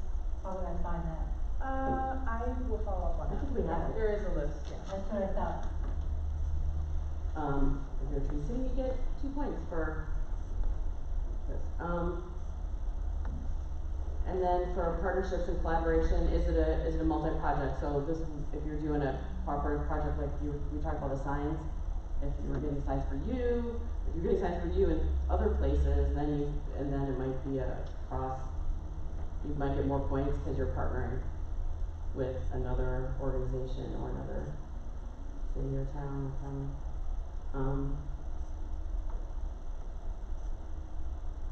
If you have other funding, you get points for leverage. That's a compete, I'm sure people do that too. Can they have a question? I mean, Yeah. if you got other, Mm-hmm. I thought you can't match federal funds with federal funds, so if you have another federal. Right, but so, an example I was thinking about was a Gary project that had a Knight Foundation grant. Oh, okay. Or if you're putting local, money in beyond the match, right? Okay, so if we're looking at MS4s that are collecting stormwater fees from the constituents, that's not Match. federal Yeah, dollars. they we could can match ask them anything, to- yeah. That could be their 20% match, Great. or it could be, leverage above and beyond. Okay. Yeah, they wanna be included. Yeah. And then let's the project address known safety issues. Is there a flood zone transportation infrastructure? Is there a sightline visibility problem with phragmites blocking the road? Oh, here, roadside obstacles, that's the tree, where the dead trees. Or traffic calming. And then there's points at the EJ area. And then again, we're asking to prioritize, or if we give you, yeah. So that's really that. It's not, I don't feel like they're that complicated, I mean, there's 15 questions you have to answer. A lot of it is based on, how does this project advance a lot of other causes, right?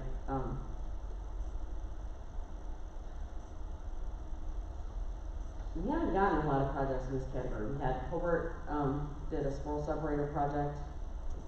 I think Elko pulled their project. It was a new subdivision, I didn't think that should count, but, we haven't gotten a lot of applications. We keep pushing it out there. And I don't know if that's because we don't have the right people at the table, or we didn't tell NICEAG about it a long time ago. But I thought Joe came and presented this to them last year. Or 2 or 4 years ago. It might have been, It wasn't last year. It might have been 4 years ago. Actually, now that I think it's about it. been- So it's been a long time. Well, Lori said she's having a really hard time hearing, so she's. I'm sorry, asking there's a lot. not a mic here. Yeah, and it's hard, so then I like space out reading her text and then I miss what she did. So Okay. she wants to know which program are you saying that you don't get a lot of applicants in? The environmental. The overall one. Yeah. We get more air quality, but I have, Green Fleets, and Direct Clean and Nanny out there kind of generating projects, and we don't really have that type of organized program. NICEAG would be a good place to do that for the stormwater ones. I think the transportation tie has made it tricky, but, my thought was, if you're not sure what you could do with this, you could apply for a Protect planning grant to look at your stormwater transportation and do like a study or a plan, and then come back next year, next time. We do this every 2 years, and then apply for, implementation. It might be a decent way to get started, since it's not something that people have thought about for a long time. So, I was thinking, so this is one of my questions though, there's a different application for planning projects. And I don't know if I should tell people who are applying for Protect money to do planning, to use our environmental one, or to use the planning application. You're making my head explode. I know, now. my head is Yeah. exploding too.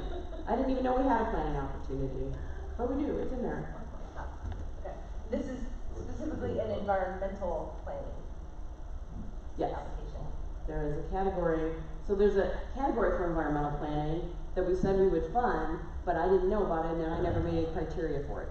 The question is, do I need to make new scoring criteria, or can we just use these and just say the plan will address all these? I don't know. We don't have time to. I don't think we have time. Yeah. We don't have time, yeah, the 18th, So, jeez. I think that, I think we have a lot of flexibility on the planning part. But you said in this whole pot of money for Port County, there's only 75 to 80,000. For Protect, yeah. So go after all of it. But you have to have 20%. But the planning can come from STDG, right? Or no, that's what, the environmental planning. It can come from STBG, or it can come from Protect. Okay. Which, And since nobody else, I don't know what else Protect would be for. yeah. I mean, I don't know, I guess you could do shooter drills or something for buses. What kind of drills? Shooter drills, Oh, active shooter? after shooter drills, that could be safety, I don't know, resilience, but,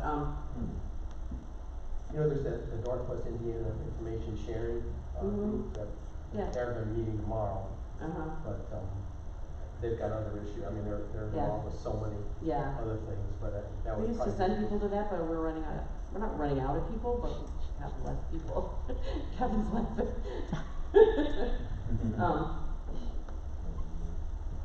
So, yeah, so that's fundamentally my problem is there's a planning category, and I think it makes sense to use Protect for that. I don't have a good application for it. This is the planning application that is currently on our website. And is that okay? I'd say that's probably all right for now, and then see how many applications you get in, and if you need additional clarification or information. Oh, why? I don't care. Yeah, STDG and CNEC are pretty overly funded through. Yeah, and I don't think you need to use CMAC for planning, so, Overly So under this planning, we have development of regional environmental protection plans, as a category, and, but none of the scoring really makes. We're gonna have to seriously think about, changing our meeting date, because our meeting date is scheduled for the 18th, when this is due. Yeah. Okay. Okay, so.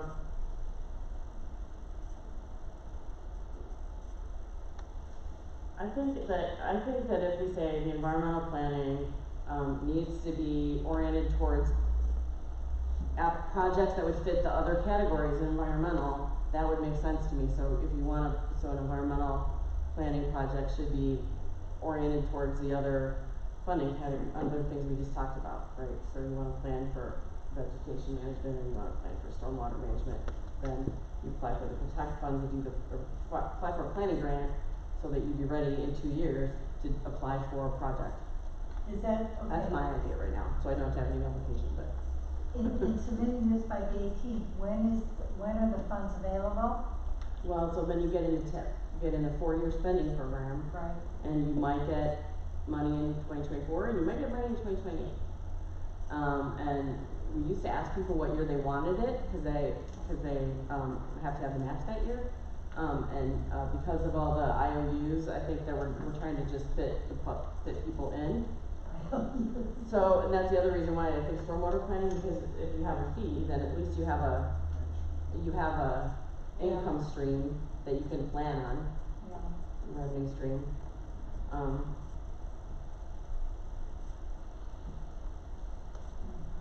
So, that's what I think, if you apply for an environmental planning grant, it should be to develop a plan that addresses one of the environmental project categories. Vegetation, wildlife connectivity, stormwater. Okay, so, We have thought that resiliency, the best place we thought for resiliency for trees would be, heat island, like urban tree. The heat island. okay. You don't care, okay. So I was just thinking, oh my God, Kathy, this is We're kind of a square peg and it, yeah, so. So I have a unregulated, regulated drain in LaPorte County. Mhm. That's like, it was built in 1920, it's Mhm. crushed in a lot of areas. Mhm. It's really huge, there is the Cleveland drain, and we did, Yeah, we did a study, you did a Cleveland drain study. and I did a Cleveland drain study. But and I didn't find any issues, but it was not very, it wasn't a super extensive study, let's say. Yeah. So it has come back up, and there's some people that live there that are claiming that there's like massive E. coli coming out of this thing, and it's coming right to Pine Lake, which is obviously a Yeah. big, bathing beaches and whatever. So we've been talking to, Dr. Fisher about doing some microbial source tracking, and just kind of like tossing ideas around, like, would that be a planning, project that could be planned for? It could be, is there, I'm trying to make a transportation crosslink, does much of the ditch run along the road? I mean, it goes through the entire friggin' county, Yeah. and and I think some of the stormwater from. And I do think, I mean, might go. I'm a few years behind on my E. coli, but I thought it was living in the storm drains and like the, sump part of the drain.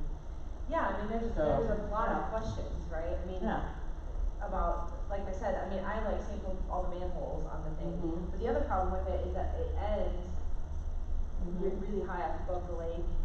All the access to it, the manholes do. So then there's this whole portion that's like really high that I can't sample.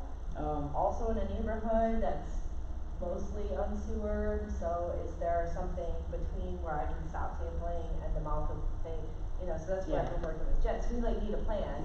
We've been talking to the health department but yeah, the transportation thing, that makes it a little tricky. Um, I mean, I'm kinda not, my head exploded too, I'm not used to this, but I mean, I think you can make I a case. think you could make a case. So so there's nobody, like, with the congestion mitigation air quality, it has to pass through a committee of federal and state people that it really is eligible. For the protect and the transportation alternatives, it does not, it really appears to be up to us. Although, yeah.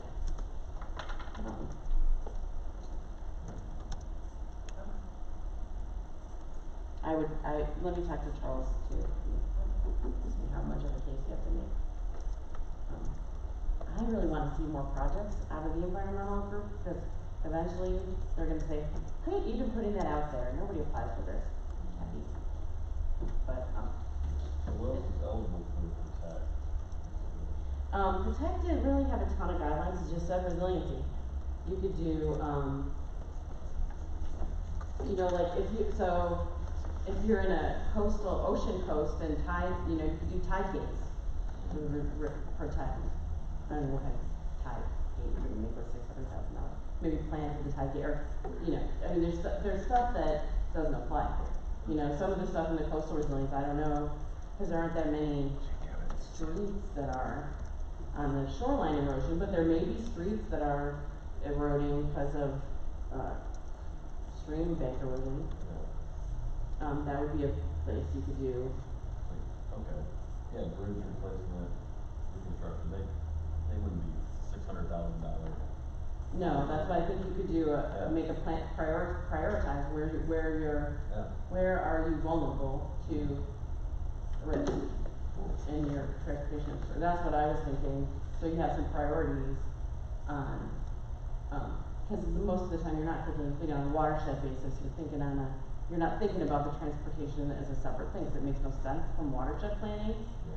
But this is federal highway money, so that's how they want it. So. I was wondering if we were gonna have a bunch of other projects in there for like road reconstruction or anything, it doesn't look like that's what that's supposed to be. I mean, I don't know that I don't think, and I could be wrong, if anybody knows where their road system is vulnerable or needs to be more resilient. Unless they've kept track of all the flooding complaints. I like the idea of the Yeah. flooding issue, because if we have more communities that have that problem, and then you tie that in to when you have the flooding issues, you have all the debris that's on the highways that gets washed into your waters. So something like that, but also then, identifying areas where you have large amounts of polluted runoff. You know, it was like looking at the Grand Cal and industries at the time, jumping into that, but. I did the toll road, walked every inch of that thing for drainage. Yes. Found all the drainage. Yeah, that would be, I think that, I think culverts I don't know how many culverts are right size, I know there's perch culverts out there, I know, I've seen projects come through. One of the first red flag investigations I had was a culvert relining project, and Joe and I looked at it, and the culvert was way pursed. And we said, that's great to reline the culvert, but it's way up here and the water's down here. Yeah. So it's not moving any water, and then they said, that's not the purpose and need of the project. The purpose and need of the project is to support the culvert so the road doesn't pass. I said, but the purpose and need of a culvert is to move water. And they said, that is not the purpose and need of our project. Then I went to transportation, purpose and need training, and I learned how you make your purpose and need very narrow so that people can't get you with stuff like that. This is publicly being shown. That is how the engineering and the federal highway thinks.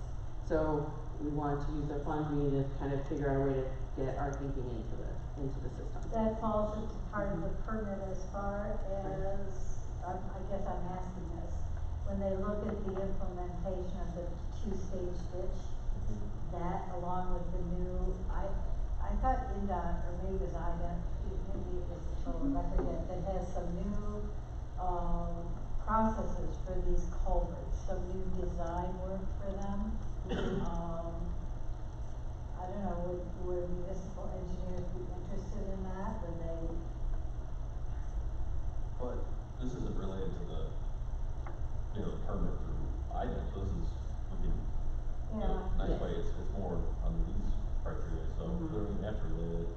We can, it's a good idea, but, Right. It's just a bonus, I think. Yeah. Yeah. so, I thought, we were looking at a digital, it's in a mapped floodway, so a lot of stuff's already mapped and the Mhm. culverts are already sized and all that data's out there. We're looking at a railroad culvert that was just undersized and it just, Mhm. I mean, the backwater was like, I don't know, three feet or something, and it was causing Oh, an issue like that. And I realized that could be happening in a lot of areas in my county, and I Yes. didn't know it, because I looked at the models in that detail, so part of that, I mean, that'd be a sort of a high level way somebody could do that without actually going out to the field and measuring culverts necessarily. Yeah, just where the crossings Where they're are. already mapped, you know, Right. floodplains and Mhm. where, if you're gonna, you have money to replace a culvert or upsize something, here's where you get the most bang for your buck, you know? Mhm. Yeah, that's where I think the planning, if you wanna do planning, if you already have a project and you know you need to. Yeah. Now, is that the railroads culvert in their right of way, then that's tricky Yeah, to work with them. it is. But I feel like that would be a good project to talk to Charles about. Yeah, for that, but my head, I'm thinking, I didn't know this was an issue until we actually sat down and Yeah. mapped it. There could be other areas where we could do, you know, Yeah. for relatively small amount of money, upsize the culvert or whatever. and Yeah, that's what I make was it thinking, to a get, big So impact. does that fall under planning then? That's what I was thinking, as part of the study, would be Okay. those types of issues. Mhm. Okay. right. And I think this is also flexible, because it could be water quantity or water quality. Resiliency feels like quantity is more obvious, the connection, but you can also make the water quality connection there, right? Especially E. coli. So, okay, so we're not really changing any scoring criteria, we might change some references, and for the planning part, I think we're just gonna say that planning should relate to prioritization or developing a plan for the other criteria available in the environmental funding section. Yeah, I I don't think even, too. it made sense to me, Nicole's, you're laughing at me. Not laughing at you, I'm laughing at myself, I'm just like, okay. It's a lot. I told her when she came today, she was not allowed to take on any extra work. Yeah. I mean, if anybody has any other questions, like I said, we can do one-on-ones, we can do one-on-one with Charles and me, and then I can argue the environmental side if but he's pretty open, I think he's pretty open, he really wants us to think outside the box a little bit, and so is our new transportation director. So, I also like, combination projects, I still see people doing, complete streets and putting in landscaping in their, with their sidewalk or their road bump out thing for traffic calming, but it's raised, it's not, so the water isn't, it's not holding water. No. It's running it off, or the trees are planted up instead of down, so, I think we could do better with that too. So. Oh, I did want an action requested. Yeah, we do need to. I do, so, people are comfortable with the applications here, that we don't need to make any changes? I just maybe a thing about the different model and, okay. So, I think I need a motion. Yeah. I'll make a motion. What was the change? We're gonna include Argonne National Labs Okay. calculators and the air quality calculators, and find out where the lighting projects went. Yeah, that works. If they're not in air quality, they might be in a different application, but, And then which application for the planning? and which application for the planning, So that's my motion. Okay. okay. I'll second. Motion in a second, any discussion? Any discussion? All those in favor, signify by saying aye. Opposed, no. Motion passed. Okay, Good thing we don't have to have a quorum for any. Yeah. quorum of who is present, we have 3. I'm gonna make the phone number too, I don't know, so. Okay, what's next on the agenda? Reports, the planning department. I've got a half-hour report, but I'll do it brief. So thank you very much. Take the floor, but So, so just to kind of review some of the things that I think everybody saw, that the US EPA Clean School Bus Awards came out through the bipartisan infrastructure law. And we were awarded, Michigan City was awarded $180,000 for 6 propane school buses. So a total of 19 buses were awarded in the state of Indiana. And so there's 37 school corporations in Indiana that are still on the wait list.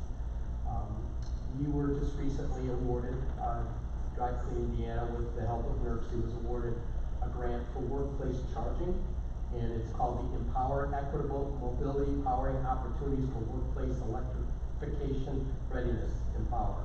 So there'll be more information on that.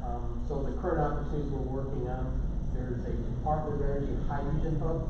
Concept papers are due next week, with the opportunity for full applications by April 7th of 2023. So this is a lot of major industry partners are going after this, and this collectively we're working on helping them put in the concept paper.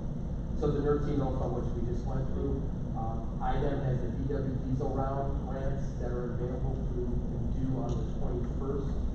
Those are for off-road equipment, so those are like bigger applications for ports, a lot of the heavy industry. And you know, the good point is that northern Indiana has received probably about 70% of all the VW money, and that's because of the Green Fleet program. So congratulations, and so there's $3.5 million available, and we will be working with industry partners to apply for that. We're also involved with 8 concepts through the Vehicle Technology Office. So we requested, we didn't put in as a prime, we put in as a sub, but for Northwest Indiana. So this, we put in 8 concepts. 4 were approved for full application. So some of this was electrification in the road. I think you read stuff in the papers about that, but these would be projects along I-80, I-94, but they would involve some hydrogen concepts with major engine manufacturers. And we've signed non-disclosure agreements, but this does fall under all the things that we're working on for our Drive Clean Indiana portion here with NERC.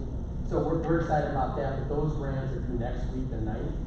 And so then the other thing that we just announced just a few minutes ago were listening sessions for the Clean Ports. And I've got those in my notes, and before we'll have those. But why that's important is that some of the funding that we received from the Volkswagen dollars were for electric infrastructure that's been put in. And I think one of the things I'm going to suggest, Kathy, is that we give a list of all the grants in all of our communities and schools that have been awarded, and maybe the status of these projects are, because I think there's too many to go through. I mean, it's all good, but as I talked before, I think it's important that, you know, we work collectively for all these grant applications that are out and that will be coming out. So the Partners for Clean Air Steering Committee will, planning retreat is on the 10th next week, and it's going to be held at the Hammond Marina. We're working and getting this. Can you stop on writing this down? I can send this to you if you want. Oh, would you? Yeah, absolutely. Because I'm concerned about the Volkswagen money. Did you say there was some of that available for marinas? It is for off-road equipment, so it could be available for, it's more diesel emission reduction. Oh, okay. So, you know, you have to take a vehicle or a piece of equipment, stationary and non-stationary piece of equipment, out of service and replace it with a newer technology. Okay, was there other money available for marinas? Did you have something else? Yes, and that I will send you. So that, there's a listening session on the 9th. Okay. So that would be the one if you want to hear about the ports, the Clean Ports Initiative. We're also part of a contingency with NERC on a Clean Port Initiative here with our port here in Indiana. So there's been a lot of things that we've been involved with over the past year that hopefully it's going to lead to some great grant opportunities for our area. So we are planning, and this is very important for all of us, I think, municipal EV readiness planning. So we are going to host a series of topics, and again, maybe on these ideas, the first Thursday of the month, we could start hosting these, but topics would be economic and community development, electric school buses, municipal fleet, parking and enforcement, zoning, building and permitting, public and destination charging, multi-unit dwelling charging, workplace charging, transit buses, shuttles. And then as we put in all this electric infrastructure, how are we gonna train and be ready for first responders? So, I will tell you that with all of the, electric vehicle, we are promoting, any grant applications that we're putting in, it's made with Northwest Indiana Steel.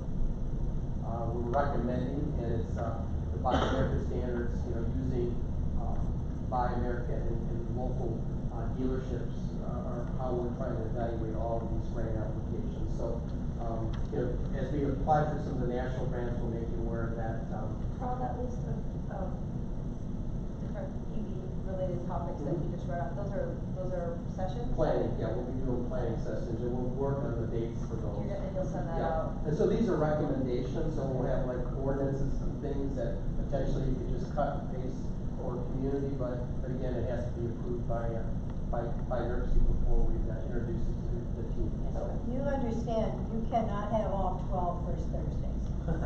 No, we've already decided that. Oh, have you? Yeah. I think we put some of those in the sensible tools update, or chapter part 2, or whatever we did. Sure. So one thing too that we're gonna be hosting before the end of the year would be in collaboration with NERC and MACOG and Argonne National Labs is I-80. So I-80, the toll road, we're planning, we've been measuring like potentially where the charging stations are going to be delivered. So it's a study that we've been enlisted with NDOT, but the idea is where charging stations and then also compressed natural gas stations will be located along I-80. So we're gonna be posting the convening, hopefully here we'll have a date for that relatively soon. I noticed the toll road thing has a whole fleet of Tesla charging stations and nothing else. So I I will, just talked to Toll Road this morning too, and they are now a designated, MS4 permittee, okay? okay, So, yeah, so looking at what they're doing for their outreach and education, he was talking about these big, screens at the different, stops and that kind of thing. But in essence, telling people that they have these charging stations can be part of his educational. Oh, absolutely. And they need to Yep. make that link, okay? So, and again, that's something that will be part of this, education, so there'll be, targeted, information on that. So we're also planning, a, multi-unit dwelling project, education, so this is part of a national grant. So, people that have electric vehicles now, in Lake Porter and LaPorte County, that live in a multi-unit dwelling, they don't have charging availability. So this is something to work with the, owners of the facilities and the groups. So, and again, maybe it's not pertinent today, but it will be pertinent tomorrow. And then, also, I can't announce, but, NIPSCO has picked, through their electric territory, 12 DC fast charging station locations, and those will be announced probably before the end of this calendar year. We did very well in Northwest Indiana, so I think, the sites will be exciting and, undertaking, but. But for communities, as they look at comprehensive, stormwater plans, if you have somebody come in that's gonna do a multi-use dwelling, you wanna maybe start looking, where are they putting charging stations in? And Right. where are they going to be within the footprint of the plan, because that'll depend on where the cars park. I think that's a good idea. So I think the one thing that I will say to everybody is that we don't have to put in an application for electric charging for every group, but the idea literally is, it's gonna be a tsunami, I like that word, a tsunami of, these, and all electric charging stations are not created equal. So our goal is that, working with NIPSCO, working with all our communities, we have the tools and resources as we do these audits, potentially the best locations. So even NIPSCO potentially does not have the power resources to put those charging stations in communities or on corridors. So I mean, first of all, we're concentrating on corridors, travel corridors, and that's why you see the National Electric Vehicle Infrastructure when Scott Manning came. Our plan was approved by the Federal Highway, and so it's the idea, how do we get our communities ready for these charging infrastructures, and then You know, our state is getting $100 million, so obviously we wanna work with all of our communities to make sure that we're checking off all these boxes.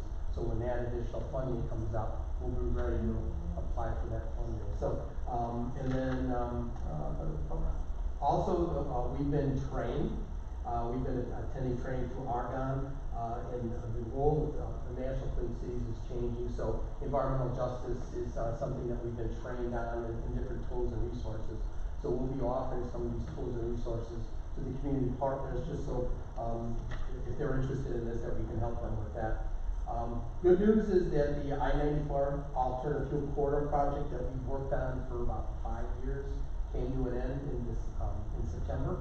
So I-94, Indiana had the first alternative fuel corridor, I-94, completed, so that meant electric, natural gas, and propane. And we also have ethanol and biodiesel along the corridor. So we're the only state in the collective states that has all these alternative fuels. So we don't get a lot of credit for that, but that's something that's already existed. And then the other thing I would just want to say, the first thing to everybody, Happy Thanksgiving, Happy Kwanzaa, Merry Christmas, Happy New Year. Right? Are you doing anything with the influx of the solar panels and the solar fields and that stuff? So, yes and no. So that's not really in our scope of work. I mean, Okay. we've identified, so when you talk about energy resiliency, We've done some ordinance sharing and passing around. Okay. so the big thing right now is, energy storage. So like if we're putting in these electric charging stations, it would be good if they were powered by solar. So there's a lot of activity with that. Again, what we're saying is that, not all the electric charging stations are created equal. So, you know, again, I think there's just some fantastic opportunities for all That's of an our important message, communities Carl, for because what economic communities development. are being inundated with companies that wanna put these charging stations in. Absolutely. Downtown, parks, different places like that, to give them the knowledge on how they choose which charging station they want. Right, and we've got that, and that's something that we wanna make sure that we're getting. That would be something we would like a presentation at NICEWAG on, certainly. Wonderful. So, I would just anticipate again, you know, not only from the NOFA, is that we need collectively some of these projects, to look at our communities and what the communities want, and that we can take advantage holistically, apply to this grant, not just as Lake County, not just as Porter, not just as a port, but collectively putting in, because there's strength in numbers on these grant applications, and we've had a lot of success. We're gonna continue to have success, so I'm excited, I'm pumped, but you know, there's all kinds of opportunities too with our car dealerships. I will tell you that we've been approached and we've got meetings with all the major OEMs that they're gonna be offering charging stations to our communities. What does OEM stand for? Original equipment manufacturer, I apologize. Thank you. Yeah, so the General Motors and Ford dealerships, Okay. they're all coming up with their own programs. So why would, you know, we're not gonna have a charging station on every corner, Yeah. but if there's ways that we can encourage, to work with a Chevrolet dealership to get a charging station in our community, it's not gonna cost our community partners. And then the data sharing, so there's a lot of cybersecurity things that we just don't know about, and, so it's just, there's a lot of change occurring, but, the next grants that will be coming up that we didn't talk about will be for propane and natural gas, and we do have a lot of our communities in our areas that have been using a lot of alternative fuels, and, I will tell you, I can't give you a business case right now for electric, but we can give you a business case for natural gas and propane within our Lake, Porter, and LaPorte counties. And I How can tell long you- before we're out of, or taken off the non-attainment list? That's a question of on my take. Okay. I feel like I'm gonna talk to Scott. And I think that's something too, that, there's a lot of misinformation, Yeah. a lot of misunderstandings with our elected officials. And, I think, again, with the CMAQ funding that we get, you know, that potentially would eliminate, a lot of projects being implemented in our area. Our air quality has gotten better, as we all know, but, you know, again, it just, we're working on It's not it. See, I think, Bill, that so many times that we have these permits that come out that municipalities have to comply with, and so they're scrambling. on how do we deal with water quality and not looking at the big picture.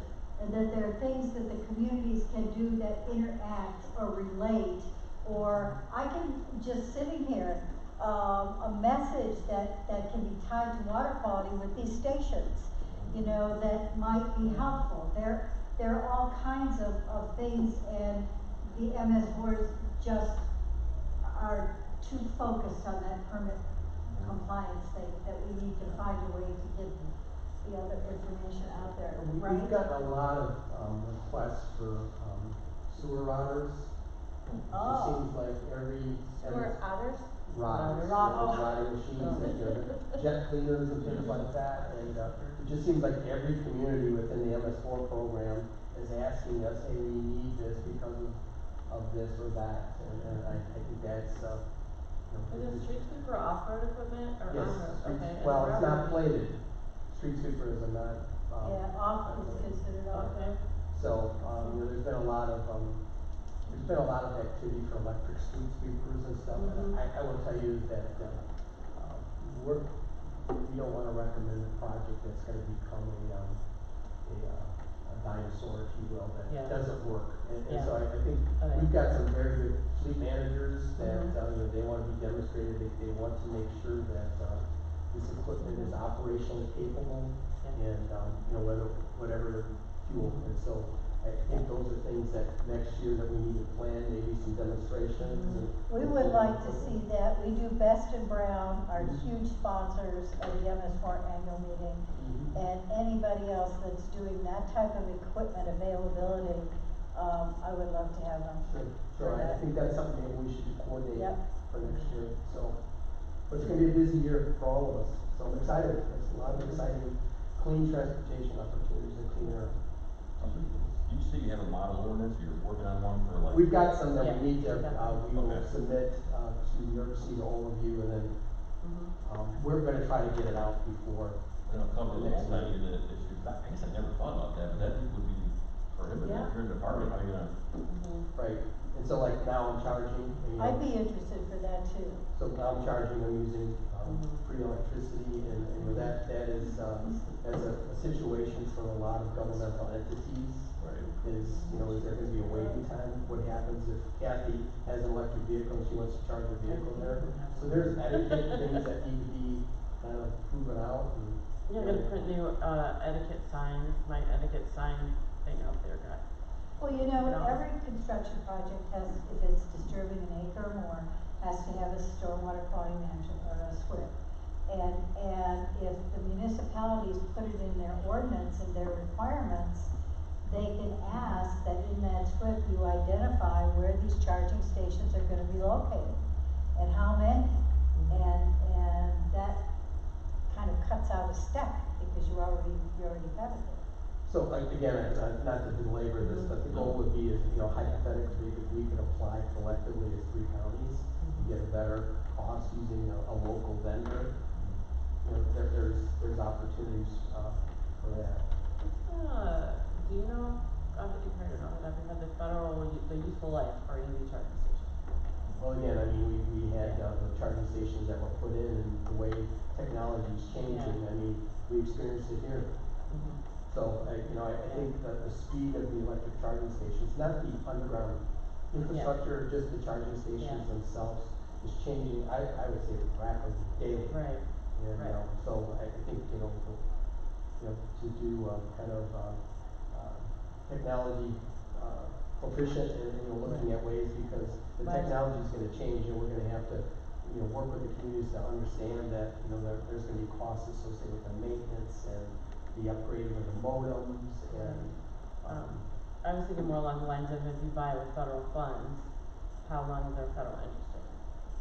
Well, I think all these, I mean, there's Yeah. 5-year, I think on a lot of the federal funds is 5 years, just like we had before through the settlement that we looked at. 5-year maintenance agreement, so after 5 years. Then you're on your own. Yeah. Okay. What's the fastest charging station today? Tesla charging station. How long? Well, I mean, it would probably be, within 30 minutes if I was empty. If you had a Tesla and you were empty. But the new charging stations, universal charging stations that are putting in are not that fast, because not all the vehicles can handle that. Another thing we need to talk about is, trucks. We're concentrating on light duty, but what about medium and heavy duty? Ingress, egress of all these, I mean, it comes back into, the roundabout, I mean, so there's just so many considerations, so this will be a ongoing topic for years, so it's exciting. Thanks. Any other, reports or announcements? I didn't want to make it a half hour. No, that's good. I mean, thank you. Can you tell us tell a little bit update on the Partners for Clean Air? Absolutely, well, we're having a planning meeting on the 10th. Okay. So, And that the idea is gonna be at the Hammond Marina. Oh, good. So the idea literally is to come up with, the events and, what we wanna accomplish for the next year. So, there is, a new, person at IDEM, Michelle, Yeah. the leader on that, and very effective, very proficient, very motivated, and, so I think, probably, definitely in January, we'll be able to report on, the update on that. At what time? It's from 10 to 2. 10 to 2. You should have got an email from that. Well, the steering committee might be, it's restricted to what, full, not all parts of the Usually, is this Michelle Caldwell? No, Michelle Morgrave, she used to be at, Avera Forensics in Hammond. Oh, okay. Probably got on her thing. Okay, then, When's our next meeting? January 5th. And hopefully we might have some applications to explore. Yeah, that'd be fun. And that will be in person? Yes, pending a horrible blizzard. That might reschedule. Anybody needs to miss film next time. All right, anything else? Or afternoon? Yeah, this is long. Sorry, long meeting, but good stuff, I appreciate you guys coming and working through it. Oh, good. Oh, is there a motion to adjourn? I'll make a motion. All right, all in favor, say aye. Opposed, no. Somebody's listening to this and sent me a text message, and I don't recognize the phone number. It said, I like the idea of mapping and planning stormwater issues on roadways in your